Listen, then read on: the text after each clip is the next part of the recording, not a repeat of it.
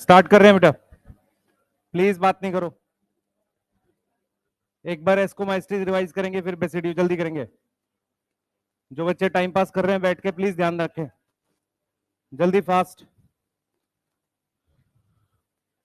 जल्दी करेंगे बेटा।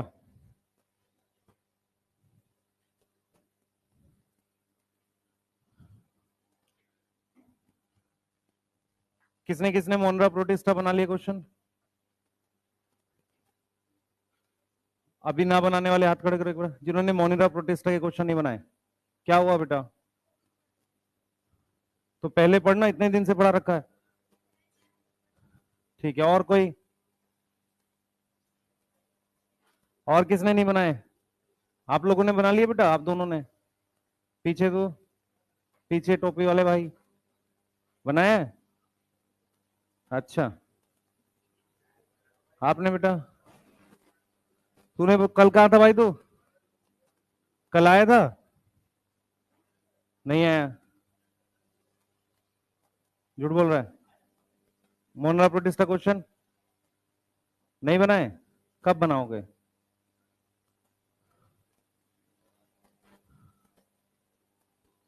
काम तो करो कम से कम, जो तुम्हारा काम है वो करो ना भाई। है, तुम्हारे देखने से गोल्ड मेडल नहीं आने का, वो वैसे भी नहीं आने का, अब मुश्किल है किस में आ जाए? जेवलिन में भी पता नहीं क्या होगा, अभी पढ़ो। एक दिन में थोड़ी आता है, एक्स्ट्रा ऑर्डिनरी होप लगाने से नहीं होता, तैयारियां रहती नहीं है, उससे कैसे आ जाएगा? दिन भर बैठ के रील बनाते रहते हैं सब लोग। चलो, सही बात है, और क्या बात है ना? छोटे छोटे देश हैं, उनका पता नहीं, नाम नहीं, उनके पास दो दो गोल्ड मेडल है। ऐसे ऐसे देश है जिनको, जिनमें पता नहीं एजुकेशन होगी भी कि नहीं होगी ठीक से, उनके पास है गोल्ड मेडल, बताओ। चलो कोई नहीं, इससे तुम्हें समझ में आ रहा है तुम्हारे कंट्री की स्थिति एक्चुअल में क्या है। हाँ, तो पढ़ाई करो, नहीं तो बहुत खराब स्थिति में हो। तुम इसलिए नहीं पढ़ रहे हो यहाँ पर डॉक्टर बनना है, तुम इसलिए पढ़ रहे हो क्योंकि अल्टरनेट करियर ऑप्शंस अवेलेबल नहीं है। मैं सच बता रहा हूँ, ऐसा कोई नहीं है। इतने सारे बच्चे कैसे मन कर सकता है डॉक्टर बनने का? अब 25 लाख बच्चा डॉक्टर बनने का मन कर रहा है, नहीं, अल्टरनेट करियर ऑप्शन ही नहीं है हमारे कंट्री में। मैं क्या कह रहा हूँ समझ में आ रहा है? रोजगार नहीं है, इसलिए बनना है। तो अगर ये बात सच है तो पढ़ाई करो। वो आज नहीं है तो आज से 5 साल बाद भी नहीं होगा, इतनी जल्दी नहीं बनती चीजें। एक मेडिकल कॉलेज बनाने में 10-15 साल लग जाते हैं। सीटें एक्स्ट्रा ऑर्डिनरी कभी नहीं बढ़ेंगी, उससे ज्यादा एस्पिरेंट्स बढ़ जाएंगे। चलिए स्टार्ट करेंगे। सबसे पहले एस्कोमाइस्टीज में sexual spore endogenous exogenous? Endogenous. क्या नाम है उस स्पोर का? जाइगोस्पोर। एस्कोमाइस्टीज में पाप लगेगा बेटा, क्या नाम है? एस्कोस्पोर नाम है, ठीक है। क्या नाम है? एस्कोस्पोर नाम है, ठीक। उसके बाद हमारे पास एस्कोमाइस्टीज में ए सेक्सुअल स्पोर का क्या नाम है? जल्दी बताओ। कोनिडिया नाम है, ठीक है। और फाइकोमाइस्टीज में सेक्सुअल स्पोर का क्या नाम है? जाइगोस्पोर है, ठीक है, जाइगोट कहते हैं उसे, ठीक। हम लोग जो बात कर रहे हैं बेटा बेसिडियोमाइस्टीज में लाइफ साइकिल की बात करेंगे। हम लोग बात करने वाले हैं बेसिडियोमाइस्टीज में लाइफ साइकिल की, ठीक है। सबसे पहले आप लोगों को क्या क्या पॉइंट्स बताए थे याद करो पहले। सबसे पहले जरा कंपैरिजन कौन बताएगा? फाइकोमाइस्टीज तू बता भाई, सेकंड लास्ट। हाँ तू ही खड़ा हो जा। फाइकोमाइस्टीज में हाइफे सेप्टेट ए सेप्टेट? क्यों बोल रहे हो भाई? ए सेप्टेट। और एस्कोमाइस्टीज में सेप्टेट है। एग्जांपल सुना एस्कोमाइस्टीज के? हाँ, शाबाश। मोरल स्टफ, पेनिसिलियम, ईस्ट, ठीक है। बेसिडियोमाइस्टिस के एग्जांपल? कॉपी ना ब्लड, जल्दी बता। और हाँ, बैठ जा। फाइकोमाइस्टिस, म्यूकर, बैठ जा बेटा। ठीक है, तो अब हम क्या करेंगे, लाइफ साइकिल पढ़ रहे हैं सेक्सुअल रिप्रोडक्शन किसकी, बेसिडियोमाइस्टिस की। बेसिडियोमाइस्टिस के हाइफे कैसे होते हैं, बैठ बैठ देते हैं। बेसिडियोमाइस्टिस के हाइफे कैसे होते हैं, सेप्टेट हाइफे होते हैं। ठीक है, क्लियर है, हाइफे कैसे होते हैं, सेप्टेट होते हैं। ठीक है, उसके बाद उसमें ए सेक्सुअल रिप्रोडक्शन कैसे होती है, ए सेक्सुअल रिप्रोडक्शन कैसे होती है, ए सेक्सुअल स्पोर एब्सेंट होते हैं। रिप्रोडक्शन ए सेक्सुअल कैसे होती है, फ्रेगमेंटेशन। क्या होगा बेटा, फ्रेगमेंटेशन। याद आ रहा है सबको, ठीक है। एक बार फटाफट से बेसिडियोमाइस्टिस कल जो लिखा था रीड करो सारे, जल्दी 2 बार रीड करेंगे, अगल बगल में बात ना किया करो।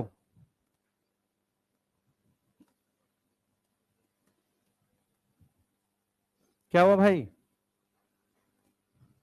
क्यों परेशान हो, कॉपी नहीं लाए, पढ़ जल्दी से। कल एब्सेंट था, क्या हुआ है तुझे, ठीक है।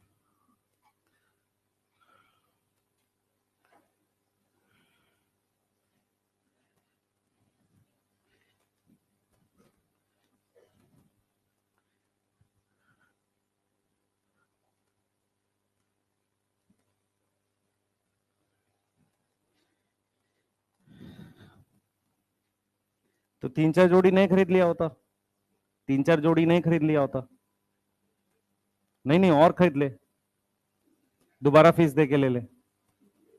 मैं क्या कहना चाह रहा हूं समझ ध्यान से, ये सब प्रॉब्लम तब तक रहेगी जब तक तुम लोग सेटल नहीं होते हो कहीं पर। ये तब भी रहेगी जब एमबीबीएस में रहोगे, जब तक कुछ अचीव नहीं होगा लाइफ में ये प्रॉब्लम्स रहेंगी। समझ में आ रहा है जो मैं बोल रहा हूँ, ठीक है।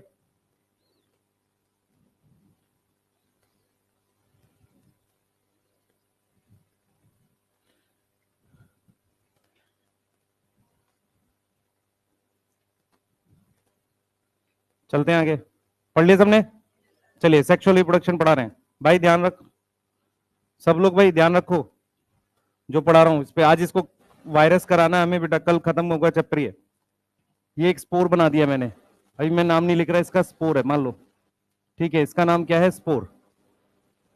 स्पोर से क्या बनता है, माइसीलियम या हाइफे बनता है, मैंने ये हाइफे बना दिया, ये वाला हाइफे बना दिया।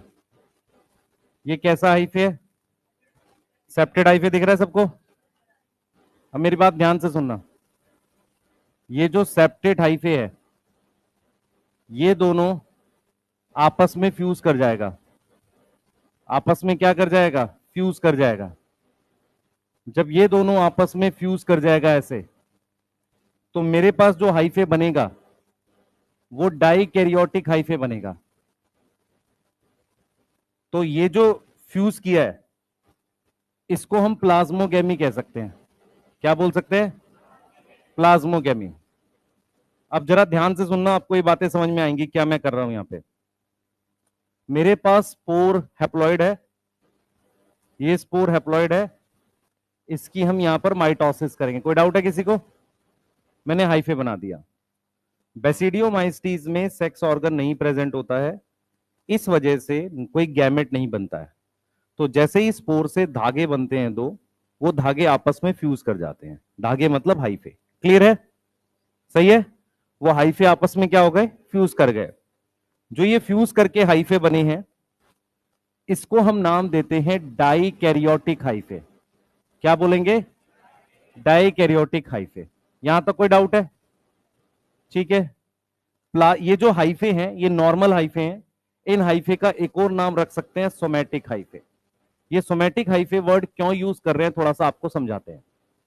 यदि हम ह्यूमन की बात करें तो ह्यूमन में हमारे नॉर्मल सेल्स जो है, स्किन सेल, लिवर सेल, है ना, हेयर सेल, कोई भी सेल सोमैटिक सेल कहलाता है। उसके अलावा जो जर्म सेल होते हैं वो टेस्टिस और ओवरी में होते हैं, सही है।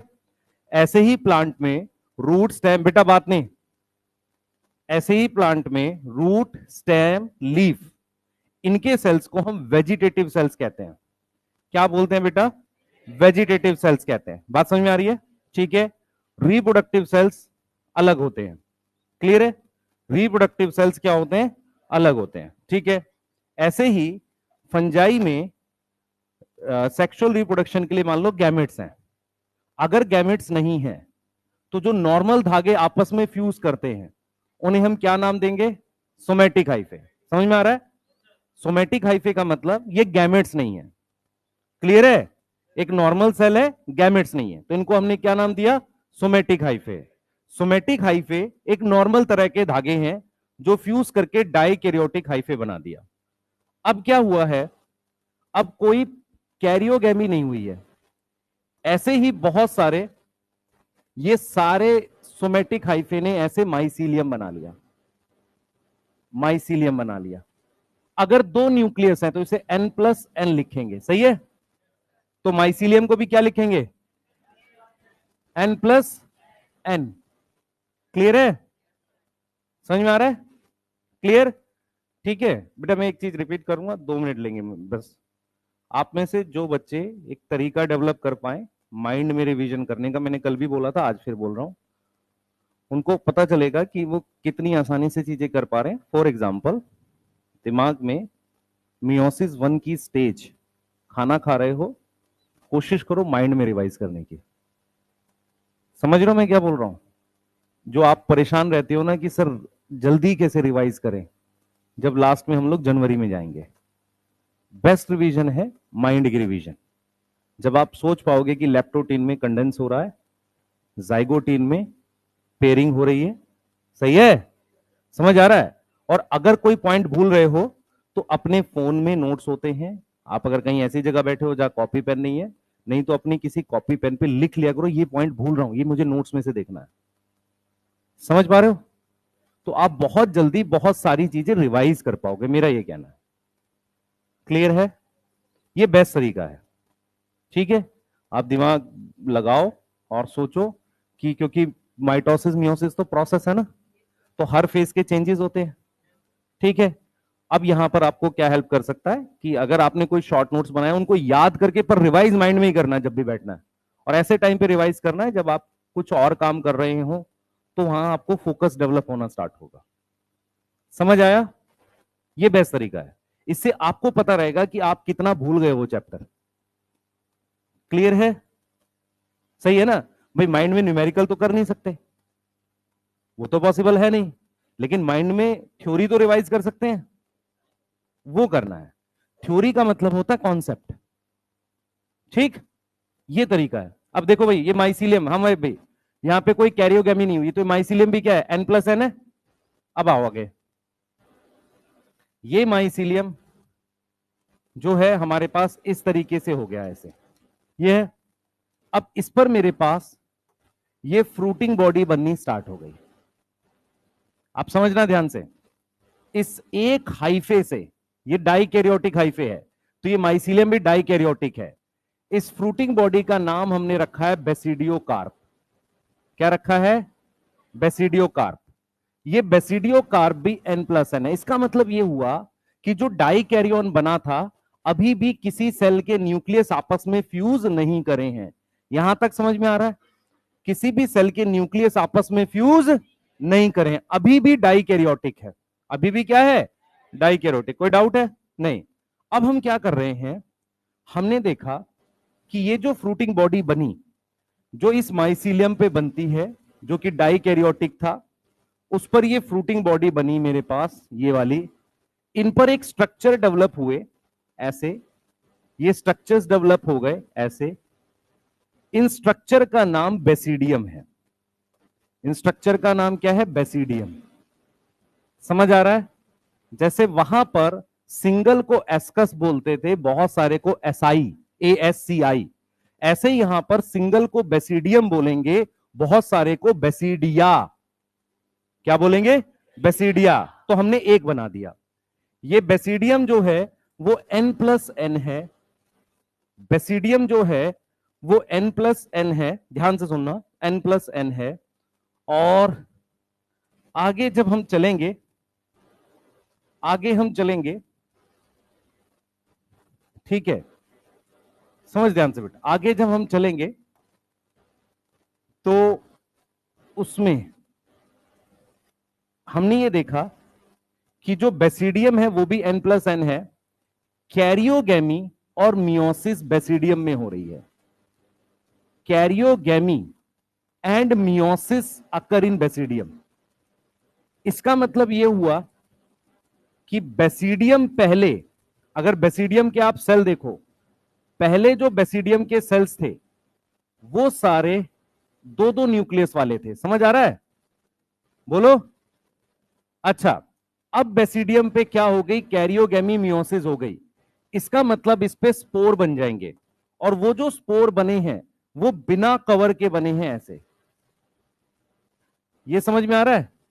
बिना कवर के बने। मतलब मेरा कहने का मतलब ये है कि जैसे ये n+n का ये सेल था, ये डाई कैरियन सेल था, इस सेल की प्लाज्म कैरियोगैमी हुई, तो कैरियोगैमी क्या देगा? जाइगोट। क्या देगा? जाइगोट। और मियोसिस होगी बेसिडियम में ही, मियोसिस होगी बेसिडियम में, तो क्या बन जाएगा? स्पोर बन जाएगा। अब ये जो स्पोर है, ये जो स्पोर है, इसको नाम दिया हमने बेसिडियोस्पोर। क्या नाम दिया है? बेसिडियोस्पोर। सबसे पहला पॉइंट, बेसिडियोस्पोर कैसा स्पोर है? सेक्सुअल स्पोर है। किससे बना है? मियोसिस से। कैसे बना है? मियोसिस से। ठीक है, एक्सोजिनस दिख रहा है सबको? एक्सोजिनस है। अब हम अगर ध्यान से देखें, यही वो स्पोर है जो आगे जाकर ये साइकिल पूरी करेगा। क्लियर है? तो ये जो स्पोर हमने लिखा है, ये कौन से वाला है? बेसिडियोस्पोर है। जरा एक बार फिर से सारे बच्चे देखेंगे, ध्यान से सुनेंगे। हमने क्या किया है, हमारे पास बेसिडियोस्पोर होते हैं, वो ऐसे धागे बनाते हैं, ये वाले, इनको कहते हैं सोमेटिक हाइफे। ये सोमेटिक हाइफे शॉर्ट लिव्ड होता है। शॉर्ट लिव्ड मतलब बहुत कम समय के लिए होता है। जल्दी से फ्यूज करके क्या बनाता है? Dikaryotic hyphae. डाइकैरियोटिक हाइफे से जो माइसीलियम बनता है वो भी डाइकैरियोटिक होता है। सही है। उससे जो फ्रूटिंग बॉडी बनती है वो भी डाइकैरियोटिक होती है। सही है? समझ आ रहा है? अब उससे एक स्ट्रक्चर बनता है बेसिडियम। ये जो बेसिडियम वाला स्ट्रक्चर है, ध्यान से सुनेंगे, ये जो बेसिडियम वाला स्ट्रक्चर है, इसी में कैरियोगैमी होती है। पहले ये डाइकैरियन होता है, इसी में क्या होती है? कैरियोगैमी और मियोसिस होती है। किसमें? बेसिडियम पे। उससे क्या होता है? सेक्सुअल स्पोर बनते हैं। अब ये सेक्सुअल स्पोर किसी कवर में नहीं बने, बिना कवर के बने हैं, इसीलिए इनको हम क्या बोलते हैं? एक्सोजिनस बोलते हैं। ठीक है। आप सबने बेटा मशरूम देखा होगा। ठीक है, मैं आपको कुछ चीजें दिखाने जा रहा हूं। ये जो मशरूम आपको दिखता है, इसमें ये चीज बेसिडियम है। हाँ, ये जो नीचे धागे जैसा होता है ना, ये बेसिडियम होता है। ये बेसिडियम है। इन बेसिडियम में यहां स्पोर बनते हैं ऐसे। समझ आ रहा है? अब ये कोई ऐसे कवर चीज में नहीं है, खुले हुए हैं एक तरीके से। समझ आ रहा है? ये इसके नीचे बनते हैं। क्लियर है? तो ये जो फ्रूटिंग बॉडी है ये पूरी, इसको क्या बोलोगे? बेसिडियोकार्प। इसको क्या बोलोगे? तो हम क्या खाते हैं? बेसिडियोकार्प खाते हैं। सही है? क्लियर है? समझ में आ रहा है? अब देखो, मेरे मन में कुछ सवाल ये हैं। सबसे पहला सवाल ये है कि सर हमने ये पढ़ा था कि एसेक्सुअल स्पोर बेसिडियोमाइस्टीज में नहीं बनते। उसका रीजन बताता हूं। ये जो हाइफे बने ना, ये वाले हाइफे, ये शॉर्ट लिव्ड है। अगर ये कुछ समय तक रहकर माइसीलियम बनाते तो उस पर फ्रूटिंग बॉडी बनती जो एन होती। समझ आ रहा है? तो कोई हैप्लॉइड फ्रूटिंग बॉडी इनमें बनती नहीं है, जिसे हम इम्परफेक्ट स्टेज कहते हैं ना, ऐसी बनती ही नहीं है। यदि बनती तो उस पर उस पे जो बनते वो एसेक्सुअल स्पोर बनते। तो जो हाइफे बना ना, हैप्लॉइड हाइफे बना, उसने जल्दी से फ्यूज करके कैसा हाइफे बना दिया? डाइकैरियोटिक। अब देखो, कैरियोगैमी बहुत लेट जाके हुई है, ऐसी कैरियोगैमी को कहते हैं डिलेड कैरियोगैमी। इसके कंपैरिजन में एस्कोमाइस्टीज में थोड़ी जल्दी हुई थी, डाइकैरियन से डायरेक्टली जाइगोट बन गया था। याद आ रहा है? याद आ रहा है? क्योंकि कैरियोगैमी जाकर हुई है बेसिडियम पे। समझ आया? इस ना हाइफे पे हुई ना फ्रूटिंग बॉडी पे हुई। कोई डाउट? बेटा बेसिडियम पे ही होता है, ये तो प्रोसेस है। अब तो ये पूछेगी मतलब बेसिडियम ऐसा था। देख, बेसिडियम क्या है? मान ली तेरे पास बेसिडियोकार्प है, ध्यान से देख, ये बेसिडियोकार्प है, इस पर ये सेल्स, ये बेसिडियम है। अब बेसिडियम के सारे सेल्स कैसे थे? डाइकैरियन थे। अब मान ले मैंने इसको ये जाइगोट बना दिया, अब ये क्या हो गया, जाइगोट हो गया। अगली स्टेज में हर एक सेल से कितने कितने स्पोर बन गए, 4। मियोसिस से कितने स्पोर बनेंगे, 4। तो हर एक सेल से 4। तो ये डाइकैरियोन था, ये जाइगोट था, ये बेसिडियोस्पोर है। और ये हुआ किस पर है, बेसिडियम पर। तो बेसिडियम शुरुआत में N+N था, बाद में उसने क्या बना दिए, स्पोर बना दिए। और ये जैसे जैसे स्पोर बनते हैं आपको दिखेगा, मशरूम कभी आप देखने को मिले तो जितना पुराना होगा नीचे उतना वो खुल सा जाता है, थोड़ा जगह बन जाती है स्पोर निकलने के लिए। क्लियर है, यहां तक समझ में आ गया? ठीक है, अब आप कंपैरिजन बिठाओ इसका सही से तो आपको समझ में आएगा। ये वाला देख लो जरा जल्दी से, ये इसका सेक्सुअल रिप्रोडक्शन है, ठीक है, क्लियर है। इसमें ये सेक्सुअल स्पोर नहीं होते, क्योंकि जो ये हाइफे है ये कोई फ्रूटिंग बॉडी नहीं बनाता। यदि ये बना देता सोमेटिक हाइफे तो ए सेक्सुअल स्पोर बन जाते, पर ये कैसा है, शॉर्ट लिव्ड है, जल्दी से क्या बना देता है, डाइकैरियोटिक। क्लियर, बनाइए। बेसिडियोस्पोर, जाइगोट की मियोसिस हुई है, एन होगा 2n होगा, मियोसिस हुई है जाइगोट की, एन होगा। और स्पोर हमेशा एन होते हैं, किसको छोड़ के, जाइगोस्पोर को छोड़ के। बेसिडियोकार्प N+N लिखते हैं। अगर डिप्लॉयड दे रखा है मार्क कर दे, पर लिखेंगे N+N, क्योंकि डिलेड कैरियोगैमी है इसमें। जल्दी बनाओ भाई, और पूछो। एनसीईआरटी पढ़, कहां है तेरी एनसीईआरटी? एनसीईआरटी भी नहीं लाया पापी, मानेगा नहीं। यस, जैसे एस्को कार पर एस्कस बना था, ऐसे बेसिडियो कार पर बेसिडियम बनेगा।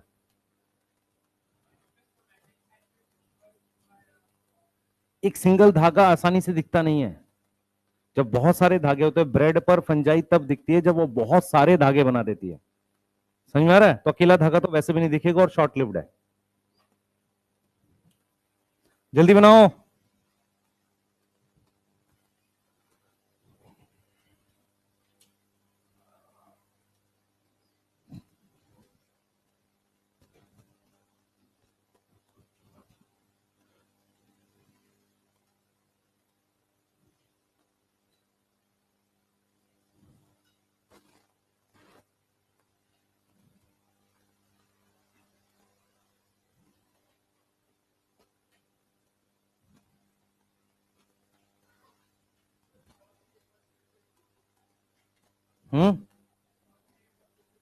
रिपीट कर देता हूं, देख ध्यान से बेटा, सुन, इधर देखो सारे, ये स्पोर हैं, इनका नाम बेसिडियोस्पोर है। स्पोर हैप्लॉइड होते हैं, ठीक है, स्पोर से हाइफे बनते हैं, ठीक है।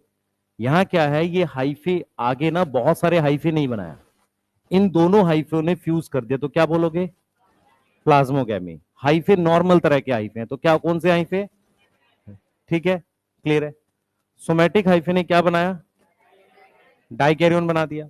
इस एक हाइफे की माइटोसिस करके बहुत सारे हाइफे बन गए, और सारे के सारे हाइफे क्या हैं, ये माइसीलियम बना कैसा है, N+ है, डाइकैरियोटिक है।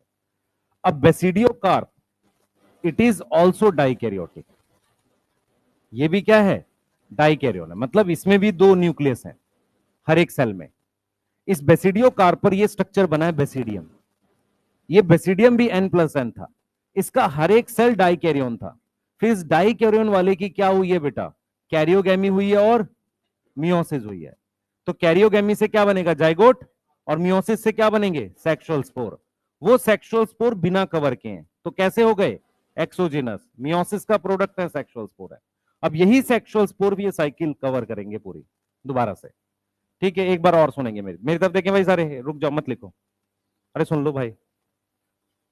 मशरूम जो उगाया जाता है, कैसे उगाया जाता है बताता हूं।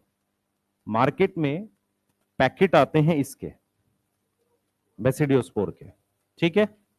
मशरूम नॉर्मली कहां उगाव मिलता है, गांव वगैरह में, गोबर पे, ठीक है, भूसा पे, गोबर पे। अरे सुन तो लो यार, गोबर is nothing but undigested cellulose, भूसा भी सेलुलोज है, समझ आ रहा है, इसलिए वहां मिलता है। लकड़ी पे मिल जाएगा, पुरानी लकड़ी पे, सही है। तो उसको अनडाइजेस्टेड सेलुलोज चाहिए, ठीक है, सही है।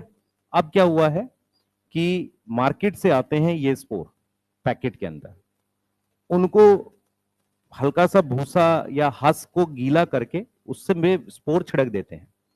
कुछ टाइम के बाद उन स्पोर से ये हाइफे बन जाएंगे। ये हाइफे अपने आप फ्यूज करके डाइकैरियोटिक हाइफे बनाएंगे और उस पूरे हस्क पर फैल जाएंगे। तो जो भूसा है उसमें ये वाले माइसीलियम बन गए हैं। अब हम उस भूसे को 5 7 10 दिन बाद उठाकर पॉलिथीन में भर लेते हैं और उस पॉलिथीन को अंधेरे कमरे में ऐसे टांग देते हैं। ट्रांसपेरेंट पॉलिथीन होती है और उस पॉलिथीन पर ऐसे सीधे निशान लगा देते हैं, मतलब उसको चाकू से फाड़ देते हैं थोड़ा थोड़ा, ताकि वो भूसा हल्का हल्का सा दिखता रहे। अब उस पर पानी छिड़क देते हैं तो ऐसा लगता है बारिश हो गई। मॉइस्चर, अंधेरा मतलब हल्का सा वैसा मॉइस्ट कंडीशन, डैम्प कंडीशन, समझ में आ रहा है।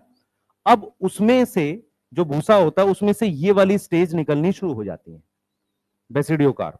और आप उसे तोड़ तोड़ के यूज कर सकते। कितने निकलेंगे भाई? कितने भी निकल सकते हैं, ये तो इससे बन रहे हैं और वो तो पूरा फैला हुआ है। आपने आज तोड़ा, 2 दिन बाद फिर निकल आएंगे, तो उसको तोड़ के यूज करते हैं मशरूम की फॉर्म में। समझ में आ रहा है? तो वो कौन सी स्टेज है? बेसिडियोकार्प। कुछ टाइम के बाद उनमें स्पोर्स भी बन सकते हैं। आप स्पोर वाला खा लोगे, कोई ऐसा फर्क नहीं पड़ेगा। बॉडी में pH 2 का डाइजेस्टिव जूस है, वो कोई दिक्कत की बात नहीं है। समझ में आ रहा है? और आपके पेट में वैसे भी मशरूम वो नहीं है, सेलुलोज नहीं है, तो आपको तो वैसे भी कोई प्रॉब्लम नहीं। समझ में आ रहा है मैं क्या बोलना चाह रहा हूं? तो ये है एक्चुअल में सिचुएशन। क्लियर है? बोलो। ठीक है, बनाइए। हाँ यस, हम लोग बेसिडियो कार्प खाते हैं। मशरूम बेसिडियो कार्प है जो खाते हैं। कितना भी वो बनता निकलता रहता है उसमें से। आपको ये दिखेगा नहीं, वो भूसा ही दिखेगा, क्योंकि ये दिखता नहीं है ना। ऐसे ही वो आपको मान लो गोबर के ऊपर है या भूसे में है, ये दिखेगा नहीं आपको आसानी से, लेकिन जैसे ही हल्का सा मॉइस्चर मिलेगा वो निकल आते हैं। ठीक है, और बहुत जल्दी निकलते हैं। मतलब जल्दी से क्या बना दिया उसने? बेसिडियो कार्प बना दिया। ठीक है,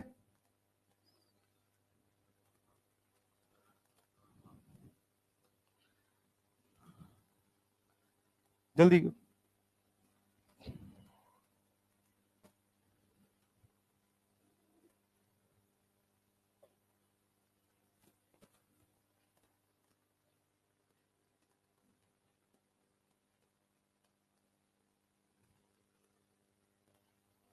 हाँ बेटा।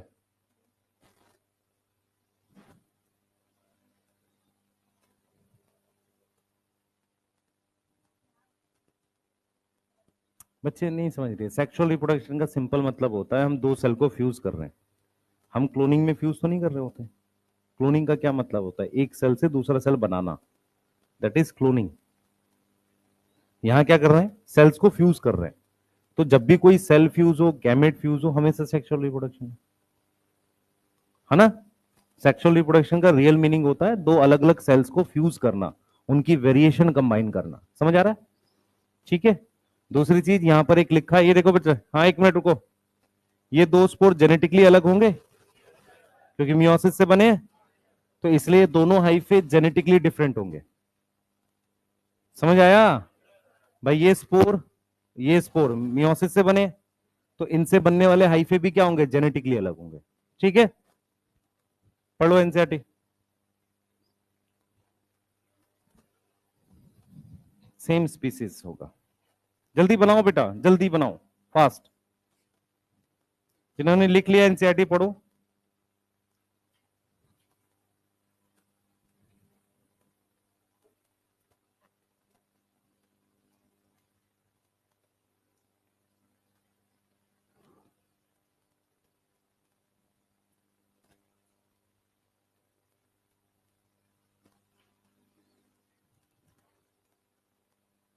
पूछो, कुछ पूछना है किसी को? पढ़ लो बेटा जल्दी से, पूछ लो, कुछ पूछना है? हाँ बेटा। हाँ, ए सेक्सुअल स्पोर नहीं बनता क्योंकि ए सेक्सुअल फ्रूटिंग बॉडी नहीं बनती। जैसे उसमें कोनिडियोफोर बना था, इसमें ऐसा कुछ नहीं बनता। ठीक है बेटा, और पूछो।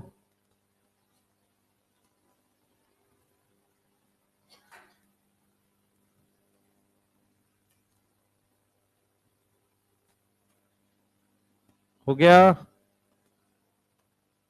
नहीं? पूछो। एनसीईआरटी पढ़ी? हाँ, कर। पढ़ ली एनसीईआरटी? समझ आ गया? मैं एग्जांपल लिखवा रहा हूं जल्दी से।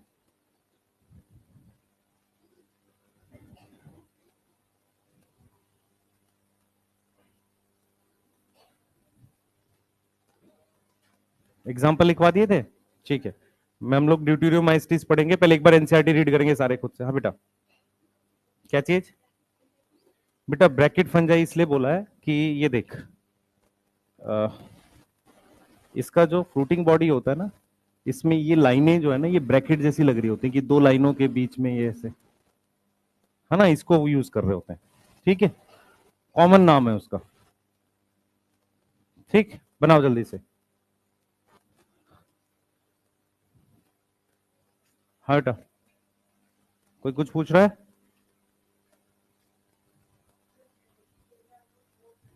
बेसिडियस, एक भी मियोसिस से 4 स्पोर बनेंगे और चारों स्पोर सेक्सुअल स्पोर होंगे, उसका नाम बेसिडियोस्पोर है इस ग्रुप में। एस्कोमाइस्टिस में उसका नाम क्या था? एस्कोस्पोर, ठीक है। और ये बिना कवर के बने तो इसलिए क्या है? एक्सोजिनस। इसमें क्या डाई कैरियोन दिखता है? हाँ, पिछले वाले में भी दिखा था, पर डिलेड कैरियोगेमी इसमें है ना, पिछले वाले में डिलेड नहीं थी। माइसिलियम बना नहीं पाता, ये वाला हाइफे नहीं बना पाता माइसिलियम, शॉर्ट लिव्ड है, नहीं बना पाता ना, शॉर्ट लिव्ड होता है, जल्दी से फ्यूज करके डाई कैरियोन बना लेता है। अगर ये माइसिलियम बना पाता तो हमें ये सेक्सुअल स्पोर मिल जाते, ठीक है। क्या चीज? बेटा सेक्स ऑर्गन मतलब क्या हुआ कि ये जो है ना, ये वाले हाइफे फ्यूज कर रहे हैं, कोई सेक्स ऑर्गन नहीं बनेगा तो गैमेट नहीं बनेंगे, तो नॉर्मल सेल फ्यूज कर रहे हैं सेक्सुअल रिप्रोडक्शन के लिए, इसलिए लिख रहा है सोमेटिक हाइफे फ्यूज कर रहे हैं। समझ में आ रहा है? हाँ। क्या हुआ? ठंडा लग रहा है तो उसको बंद कर दो भाई, कोई मदद करो इसकी भाई, ये कहीं उसमें ना रह जाना तुम। बाहर बारिश हो रही है? नहीं, नहीं हो रही। हाँ, 3 महीने हो गए पड़ते, माहौल ठंडा हो गया भाई। अब तू समझेगा बाद में मेरी बात। हाँ। 6 महीने में तो डीप चले जाएंगे एकदम, जमीन के नीचे दिख ही नहीं रहे कहाँ गए। हाँ, 6 महीने बाद पूछूंगा, कहेंगे एसएससी का तैयारी कर रहे हैं, दरोगा बनेंगे। एक क्लास यहाँ, एक क्लास केजीएस में बैठे हुए हैं। ऐसा होने लगेगा, है ना। हाँ। है बेटा, सॉइल, बेटा सॉइल में अगर सेलुलोज होगा तो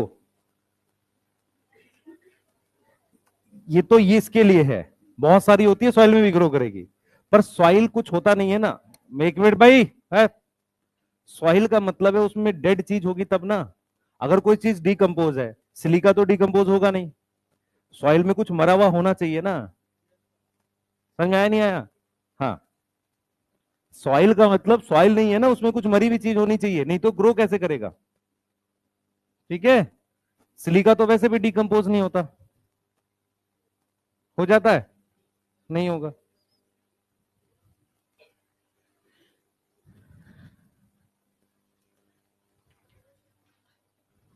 ठीक है, हो गया मामला, ठीक। चलो इसको एक बार रीड कर देते हैं आपके लिए। चलिए भाई इधर आ जाओ। लिख लिया? कोई लिख रहा है?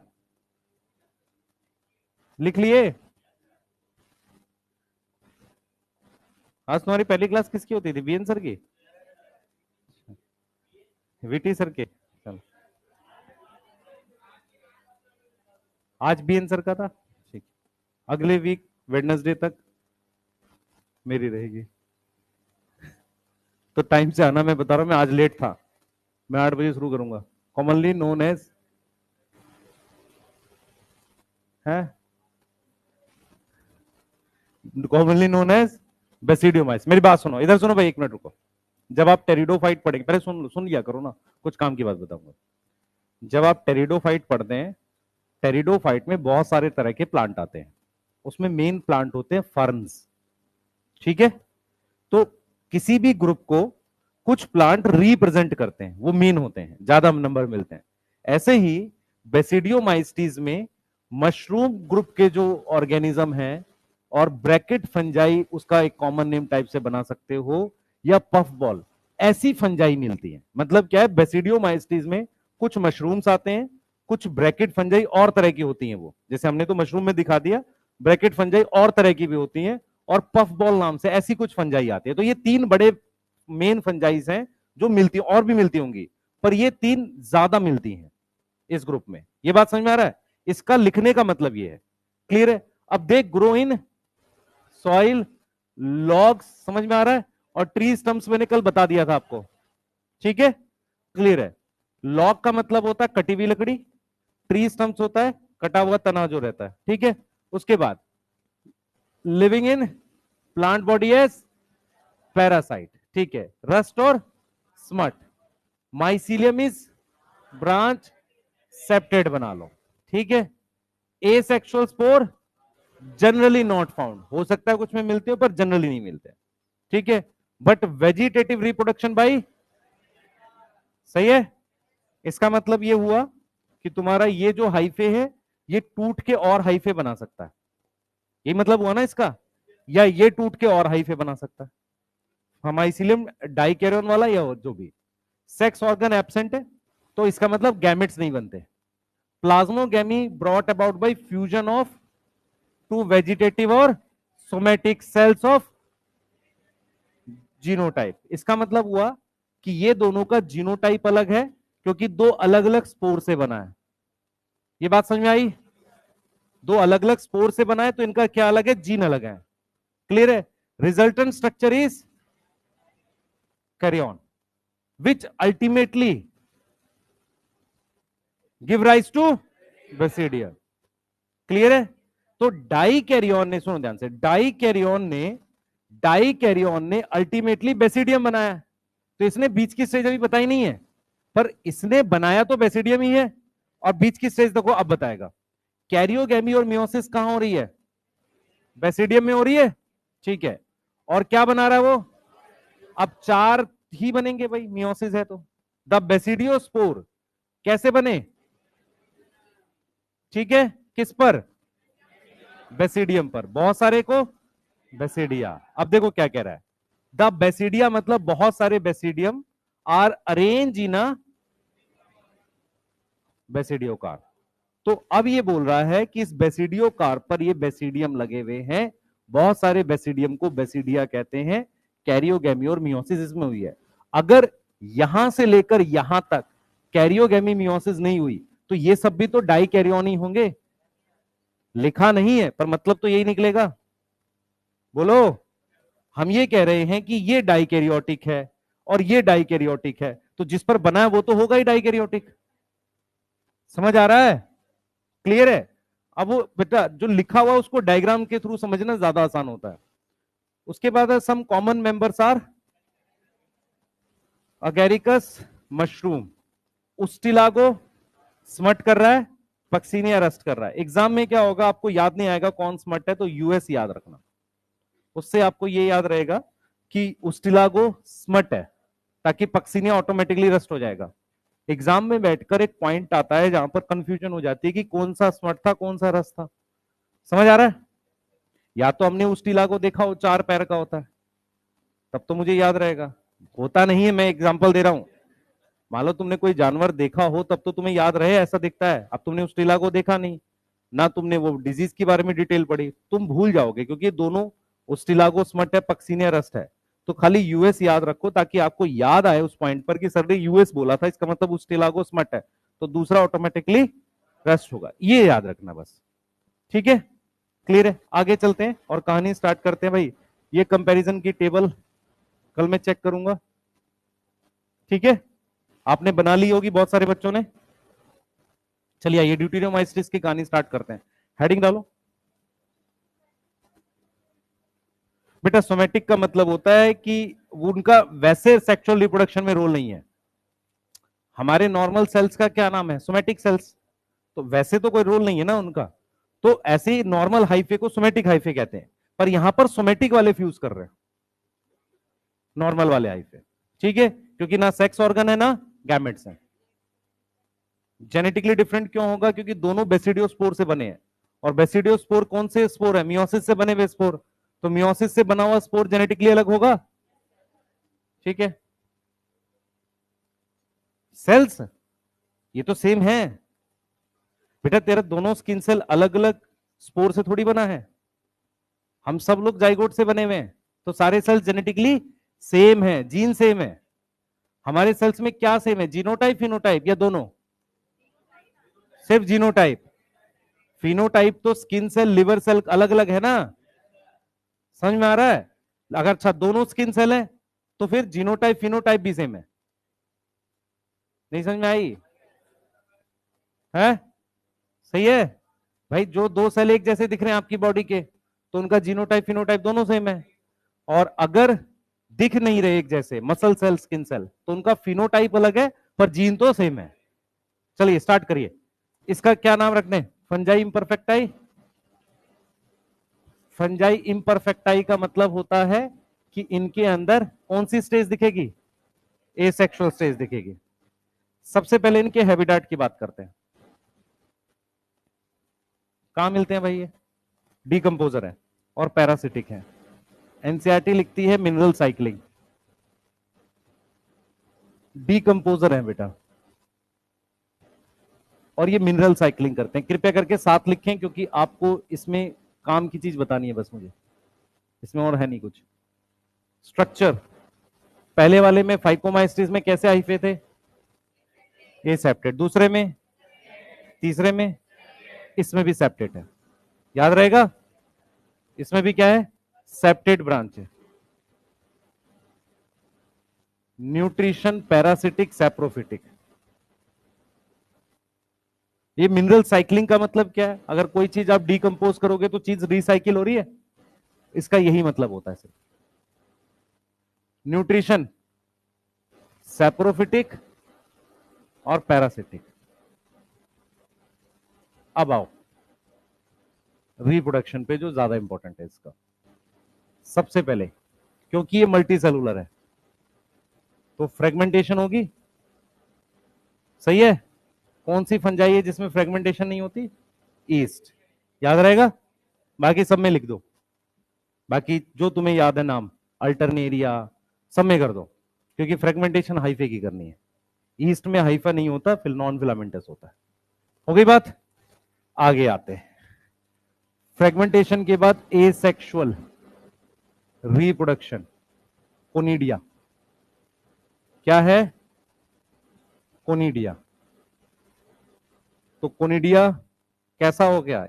एसेक्सुअल स्पोर हो गया। एक्सोजीनस है ना, याद है किसी को? एक्सोजीनस है। सेक्सुअल रिप्रोडक्शन के लिए बात करते हैं। सेक्सुअल रिप्रोडक्शन में हम ये लिखेंगे कि अभी ऑब्जर्व नहीं है, हुई है, नॉट ऑब्जर्व्ड येट, अभी तक ऑब्जर्व हुई नहीं है। समझो, अभी तक ऑब्जर्व नहीं हुई है मतलब क्या? पहले जरा मेरी तरफ देखें। ले आप रुक जाएंगे 2 मिनट, मेरी तरफ देखेंगे सारे बच्चे। भाई जब मैं कहता हूं मेरी तरफ देखो, देख लिया करो ना, कुछ काम की बात बताऊंगा, सुनोगे तो तुम्हें याद रहेगी। सुनो, फंजाई की क्लासिफिकेशन के 3 आधार थे। पहला था माइसीलियम, सेप्टेट एसेप्टेट। दूसरा था फ्रूटिंग बॉडी सेक्सुअल वाली, एस्कोकार्प, बेसिडियोकार्प और सेक्सुअल स्पोर, सही है। एस्कोस्पोर, बेसिडियोस्पोर, जाइगोस्पोर, उनको यूज करना था, ठीक है। ड्यूटीरियोमाइस्टिस क्या है? एक ऐसी फंजाई है जो लगातार सिर्फ एसेक्सुअल रिप्रोडक्शन करे जा रही है। अभी तक उन फंजाई की सेक्सुअल रिप्रोडक्शन वाली फ्रूटिंग बॉडी डिस्कवरी नहीं हुई। तो हम क्या नहीं कर पा रहे हैं? उसको किसी ग्रुप में रख नहीं पा रहे हैं, मजबूर हैं, क्योंकि क्लासिफिकेशन की 3 बेसिस में से 2 सेक्सुअल रिप्रोडक्शन पर बेस्ड है। समझ में आ रहा है? तो ड्यूटीरियोमाइस्टिस कोई ग्रुप नहीं है। एक्चुअल में हम जो किस लेवल पे पढ़ रहे हैं, हम पहले तो क्लास पढ़ रहे हैं। ये सारी क्या पढ़ रहे हैं? क्लास पढ़ रहे हैं। एस्कोमाइस्टिस, ड्यूटीरियोमाइस्टिस, ये सब क्या है? क्लास है। तो हम, ड्यूटीरियोमाइस्टिस एक ऐसा टेम्पररी ग्रुप है उन फंजाई के लिए जिनकी परफेक्ट स्टेज अभी तक ऑब्जर्व हुई नहीं। अगर दिखेगी तो उसको हम एस्को, फाइको, बेसिडियो में से किसी एक में रख सकते हैं। चांसेस फाइको में रखने के नहीं है, क्योंकि क्लासिफिकेशन का पहला बेसिस बता रहा है कि हाइफे सेप्टेट है, तो रखेंगे किसमें? एस्को और बेसिडियो में। ठीक है, हमारा ज्यादा चांस है एस्को में रखने का, क्योंकि इसमें कोनिडिया प्रेजेंट है। पर मैं ये बोलूंगा नहीं, रीजन क्योंकि कोनिडिया आधार नहीं है क्लासिफिकेशन का। क्लासिफिकेशन का आधार सिर्फ सेक्सुअल स्पोर है। बहुत डीप बात है, ध्यान से सोचो इसे। मैं कह रहा हूं कि जो वर्गीकरण क्लासिफिकेशन फंजाई का किया गया है, उसका आधार तीन है: mycelium, sexual spore, sexual fruiting body.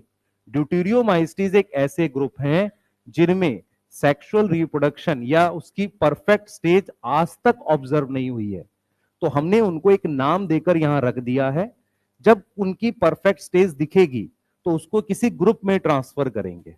किसमें करेंगे? एस्को फाइको बेसिडियो में।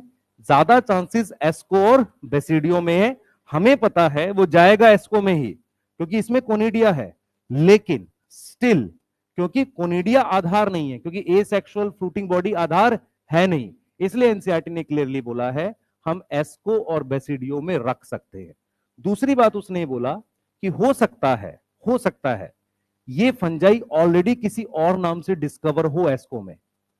जब सेक्सुअल स्टेज पता चल जाएगी तो 100% मैच कर जाएगा उससे, तब हम बता देंगे कि ये और ये सेम फंजाई है। मेरी बात समझ में आ रही है?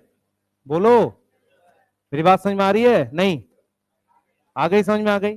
तो इसमें वो फंजाई रखी गई है जिनकी कौन सी स्टेज डिस्कवर नहीं हुई है? सेक्सुअल स्टेज डिस्कवर नहीं है। अगर सेक्सुअल स्टेज डिस्कवर होगी तो किस में ट्रांसफर करेंगे? एस्को और बेसिडियो में। ज्यादा चांसेस एस्को के है। एक फंजाई का नाम यहां कुछ और हो सकता है, वहां कुछ और हो सकता है। सही है, हमें बाद में पता चलेगा गंगाधरी शक्तिमान है, अभी दोनों अलग अलग आदमी है। समझ में आ रहा है? ये चीज समझ में आ रही है भाई? क्लियर है? मैं अब लिख रहा हूं, अब नोट करो आप लोग।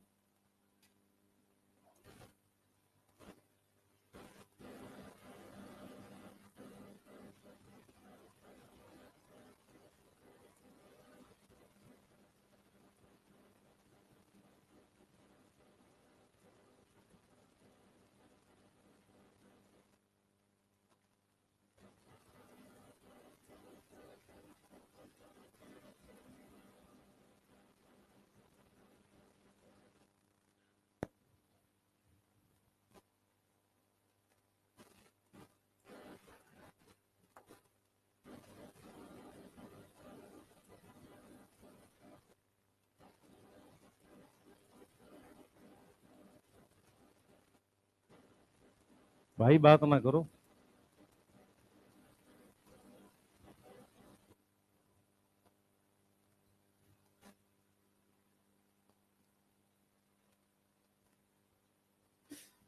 They will be transferred into asco basidiomycetes. Reason? हाँ, रीजन हाइफे सेप्टेट है। हाइफे सेप्टेट है, फाइको में नहीं रखेंगे। क्लियर है? सही है? क्या एग्जांपल्स हैं इसके? तीन एग्जांपल हैं: अल्टरनेरिया और कॉलिटोट्राइकम, ट्राइकोडर्मा। कॉलिटोट्राइकम करता है red rot of sugar cane. Sugar cane में वो लाल कलर का हो जाता है, रेड कलर का, उससे उसका टेस्ट सा अजीब सा हो जाता है। नहीं, ट्राइकोडर्मा है, खा लेते हो तुम? ट्राइकोडर्मा जो है क्या प्रोड्यूस करता है? हाँ, प्रोड्यूस साइक्लोस्पोरिन ए। ये क्या था? इम्यूनो सप्रेसिव एजेंट था। क्या था ये? इम्यूनो सप्रेसिव एजेंट था। इम्यून सिस्टम क्यों सप्रेस करना है? क्योंकि ऑर्गन ट्रांसप्लांट करना है। ठीक है, सही है? करो भाई, जल्दी बनाओ। ये कैसा ग्रुप है? एक टेम्पररी ग्रुप है। क्लियर है? ये एक एनसीईआरटी रीड करेंगे जिन्होंने लिख लिया। वायरस पढ़ना बेटा, जल्दी करो।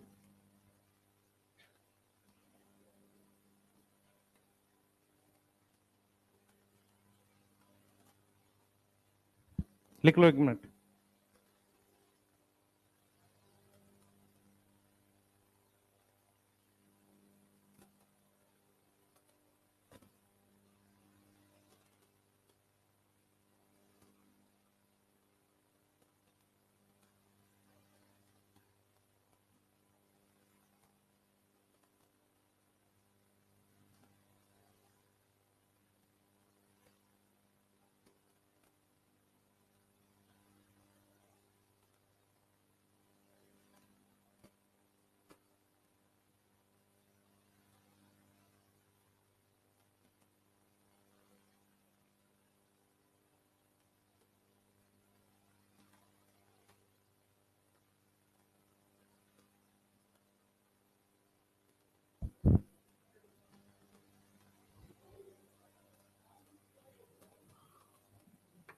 लिख लिया?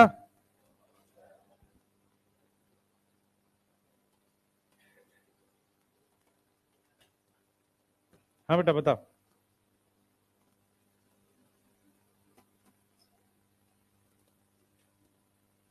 इसको यहां से निकाल के कहीं और ट्रांसफर कर देंगे। हाँ, दोनों मतलब दो अलग अलग फंजाई पर है एक ही। हाँ, तो वो कह देंगे कि ये और ये फंजाई सेम है। एक मेरी बात सुनो ध्यान से, एक मिनट रुको भाई। बुक दिखा बेटा, बुक दिखा। इधर देखो, तू रहने दे बेटी, क्या करा है इसके साथ। इधर देखो, मान लो यहाँ पे अल्टरनेरिया है, हमने सेक्सुअल स्टेज डिस्कवर कर ली, तो हमें पता चल गया ये वाली फंजाई और अल्टरनेरिया सेम है। अब ऐसा तो नहीं मैं नाम काट दूं इसका। अब जो बुक मैंने प्रिंट कर दी मैं उनका क्या करूंगा? मान लो मैंने 2 लाख एनसीईआरटी की कॉपी है, मैं सबसे मंगाऊं, नाम बदलूं, यहाँ रखूं? पॉसिबल नहीं है। इसके बाद जो बुक्स प्रिंट होंगी उसमें बता देंगे कि ये दोनों सेम है। समझ आया? प्रैक्टिकल सोल्यूशन तो यही है। ऐसा तो नहीं कि सबकी बुक मंगाएंगे, करेक्शन करेंगे।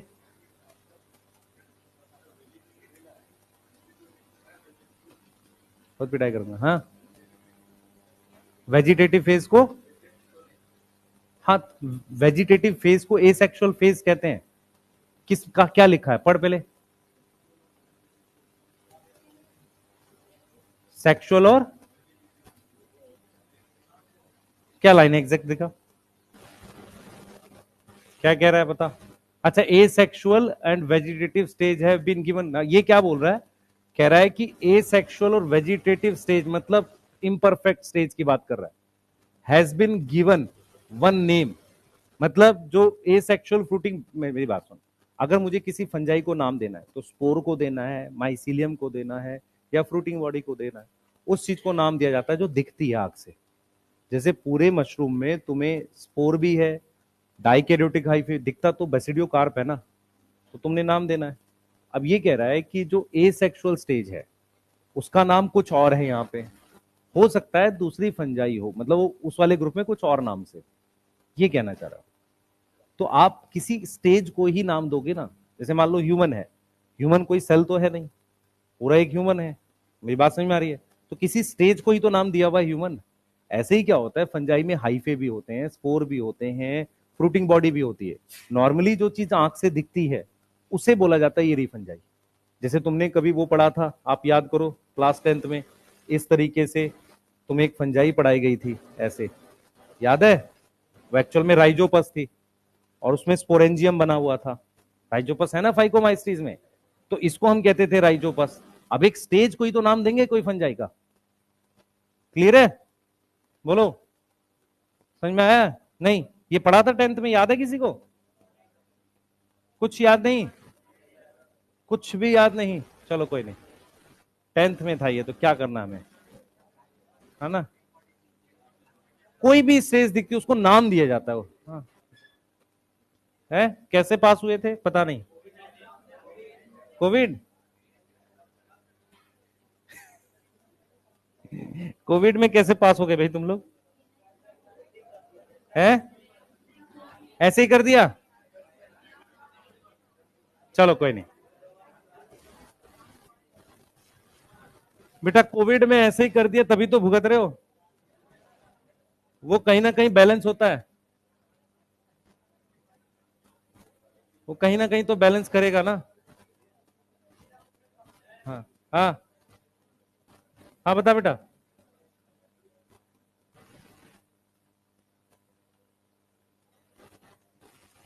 हाँ बता, लिख लिया? बेटा डिफरेंस वेरिएशन को लेके नहीं है, मोड को लेके है। मेरी बात समझ ध्यान से, मोड को लेके मतलब एक टूट के नया प्लांट बन रहा है, नया चीज बन रहा है, दूसरा माइटोसिस हो रही है, पर वेरिएशन दोनों में नहीं होती।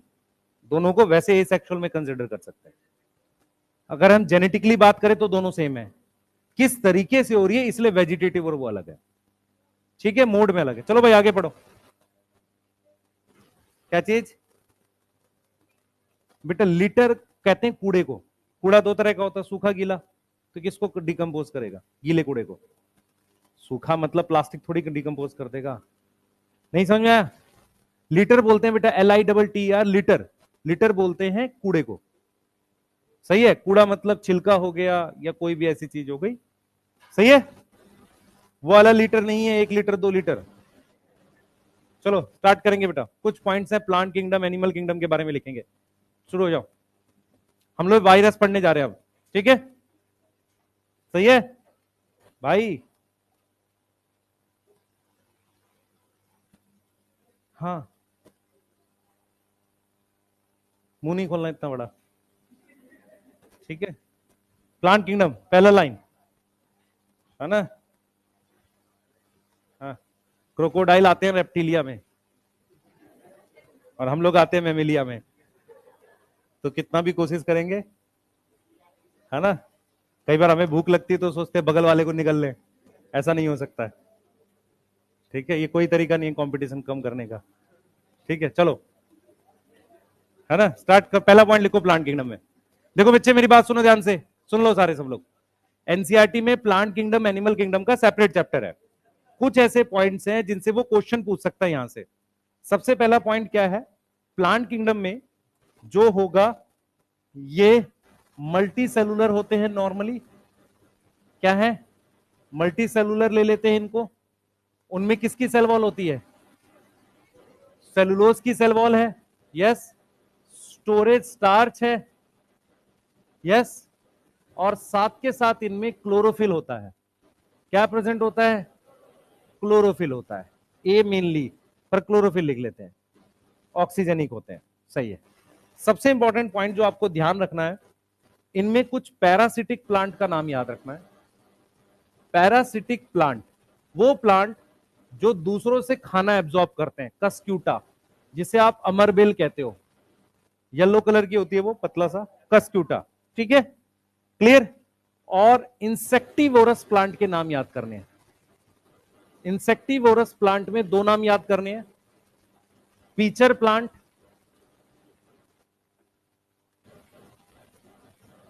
ठीक है, और एक ब्लैडर वर्ड पढ़ लो, है ना।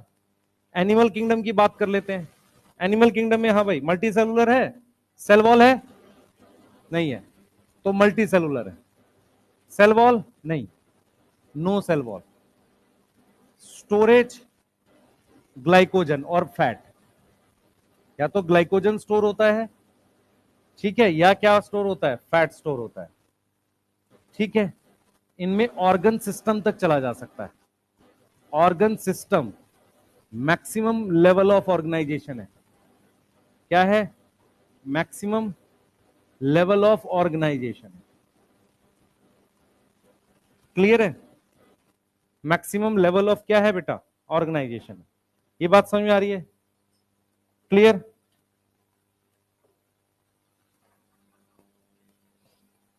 ठीक है, सही है। और एक चीज आपको ध्यान रखनी है, न्यूट्रिशन होलोजोइक है। होलोजोइक मतलब निगल के खाना। होलोजोइक मतलब कंप्लीट इंजेशन, पूरी तरीके से निगल जाना। हाँ, इंजेशन ऑफ फूड, बिल्कुल। तुम भी जैसे ही खाते हो, रोटी पूरा इंजेस्ट कर लेते हो, होलोजोइक। ठीक है, सही है।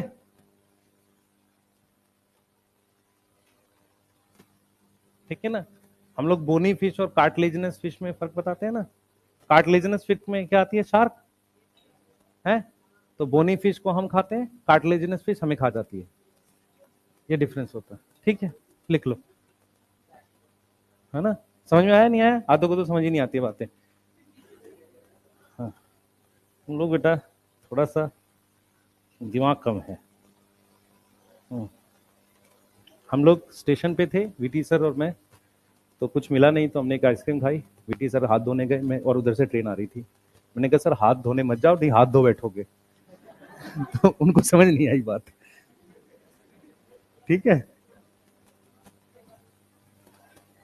हाँ, चलो लिख लो।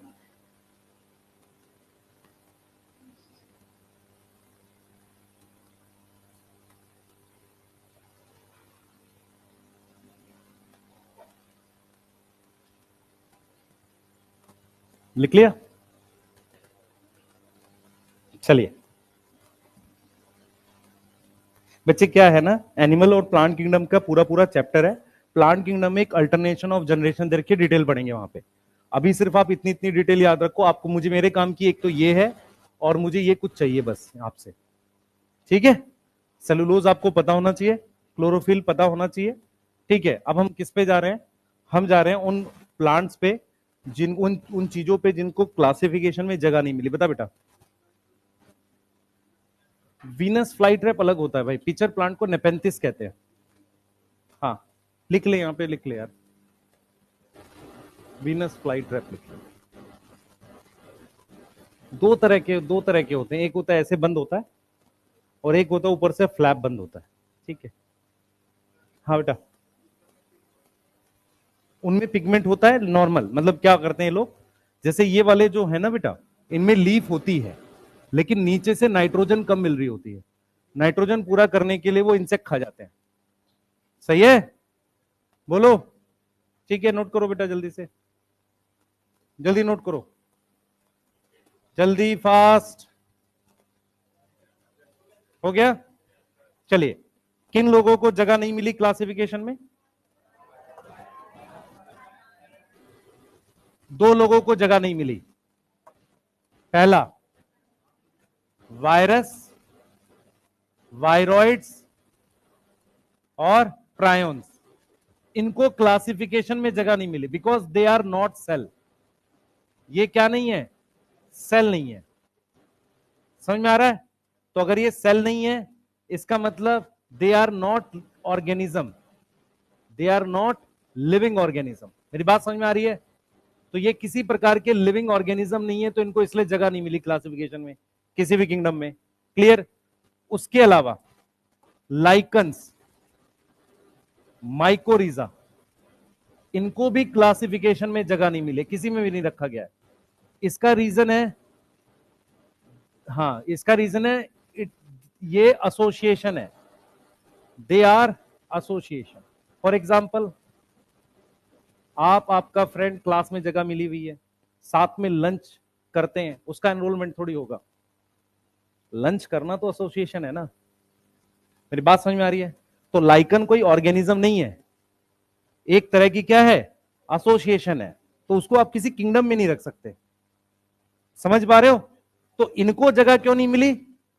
ये एसोसिएशन है। उनको जगह क्यों नहीं मिली? क्योंकि वो सेल भी नहीं है, ना कोई लिविंग ऑर्गेनिज्म है। क्लियर है? तो हम इनके बारे में पढ़ना स्टार्ट कर रहे हैं, वायरस, वायरॉइड, प्रायोन्स। ठीक है, नोट करिए, चल रहे हैं आगे जल्दी। अगली class BN sir.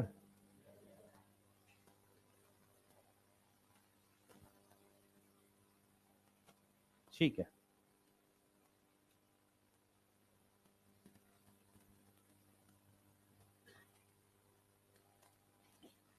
Chapter finish होने के बाद पीडीएफ की फॉर्म में एक टेस्ट दे दूंगा, 45 क्वेश्चन का। बनाना चाहोगे? है ना, आप बता देना, मैं संडे के राउंड तक कंप्लीट कर लेना सारा इसको बढ़िया से, खुद से ओएमआर वो लगा के अपनी कॉपी में बना के देखना है। ठीक है, बड़ा चैप्टर है तो एक टेस्ट देना चाहिए आपको। ठीक है बेटा? हाँ, मेहनत करो, क्योंकि बाद में समय नहीं मिलेगा। मैं बार बार बोले जा रहा हूं इस बात को। ठीक है, चले, चलो लिख लो जल्दी से। हम लोग स्टार्ट करेंगे वायरस से। ठीक है, वायरस से दो तीन तरह के क्वेश्चन आते हैं। ठीक है, वो मैं बता देता हूं क्या क्या आएगा। ठीक है, चलिए स्टार्ट करते हैं वायरस से। पहला लिख लिया सबने? लिखना।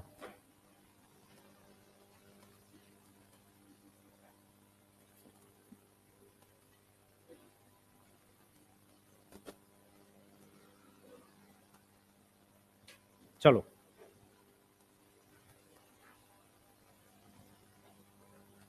पढ़े भाई?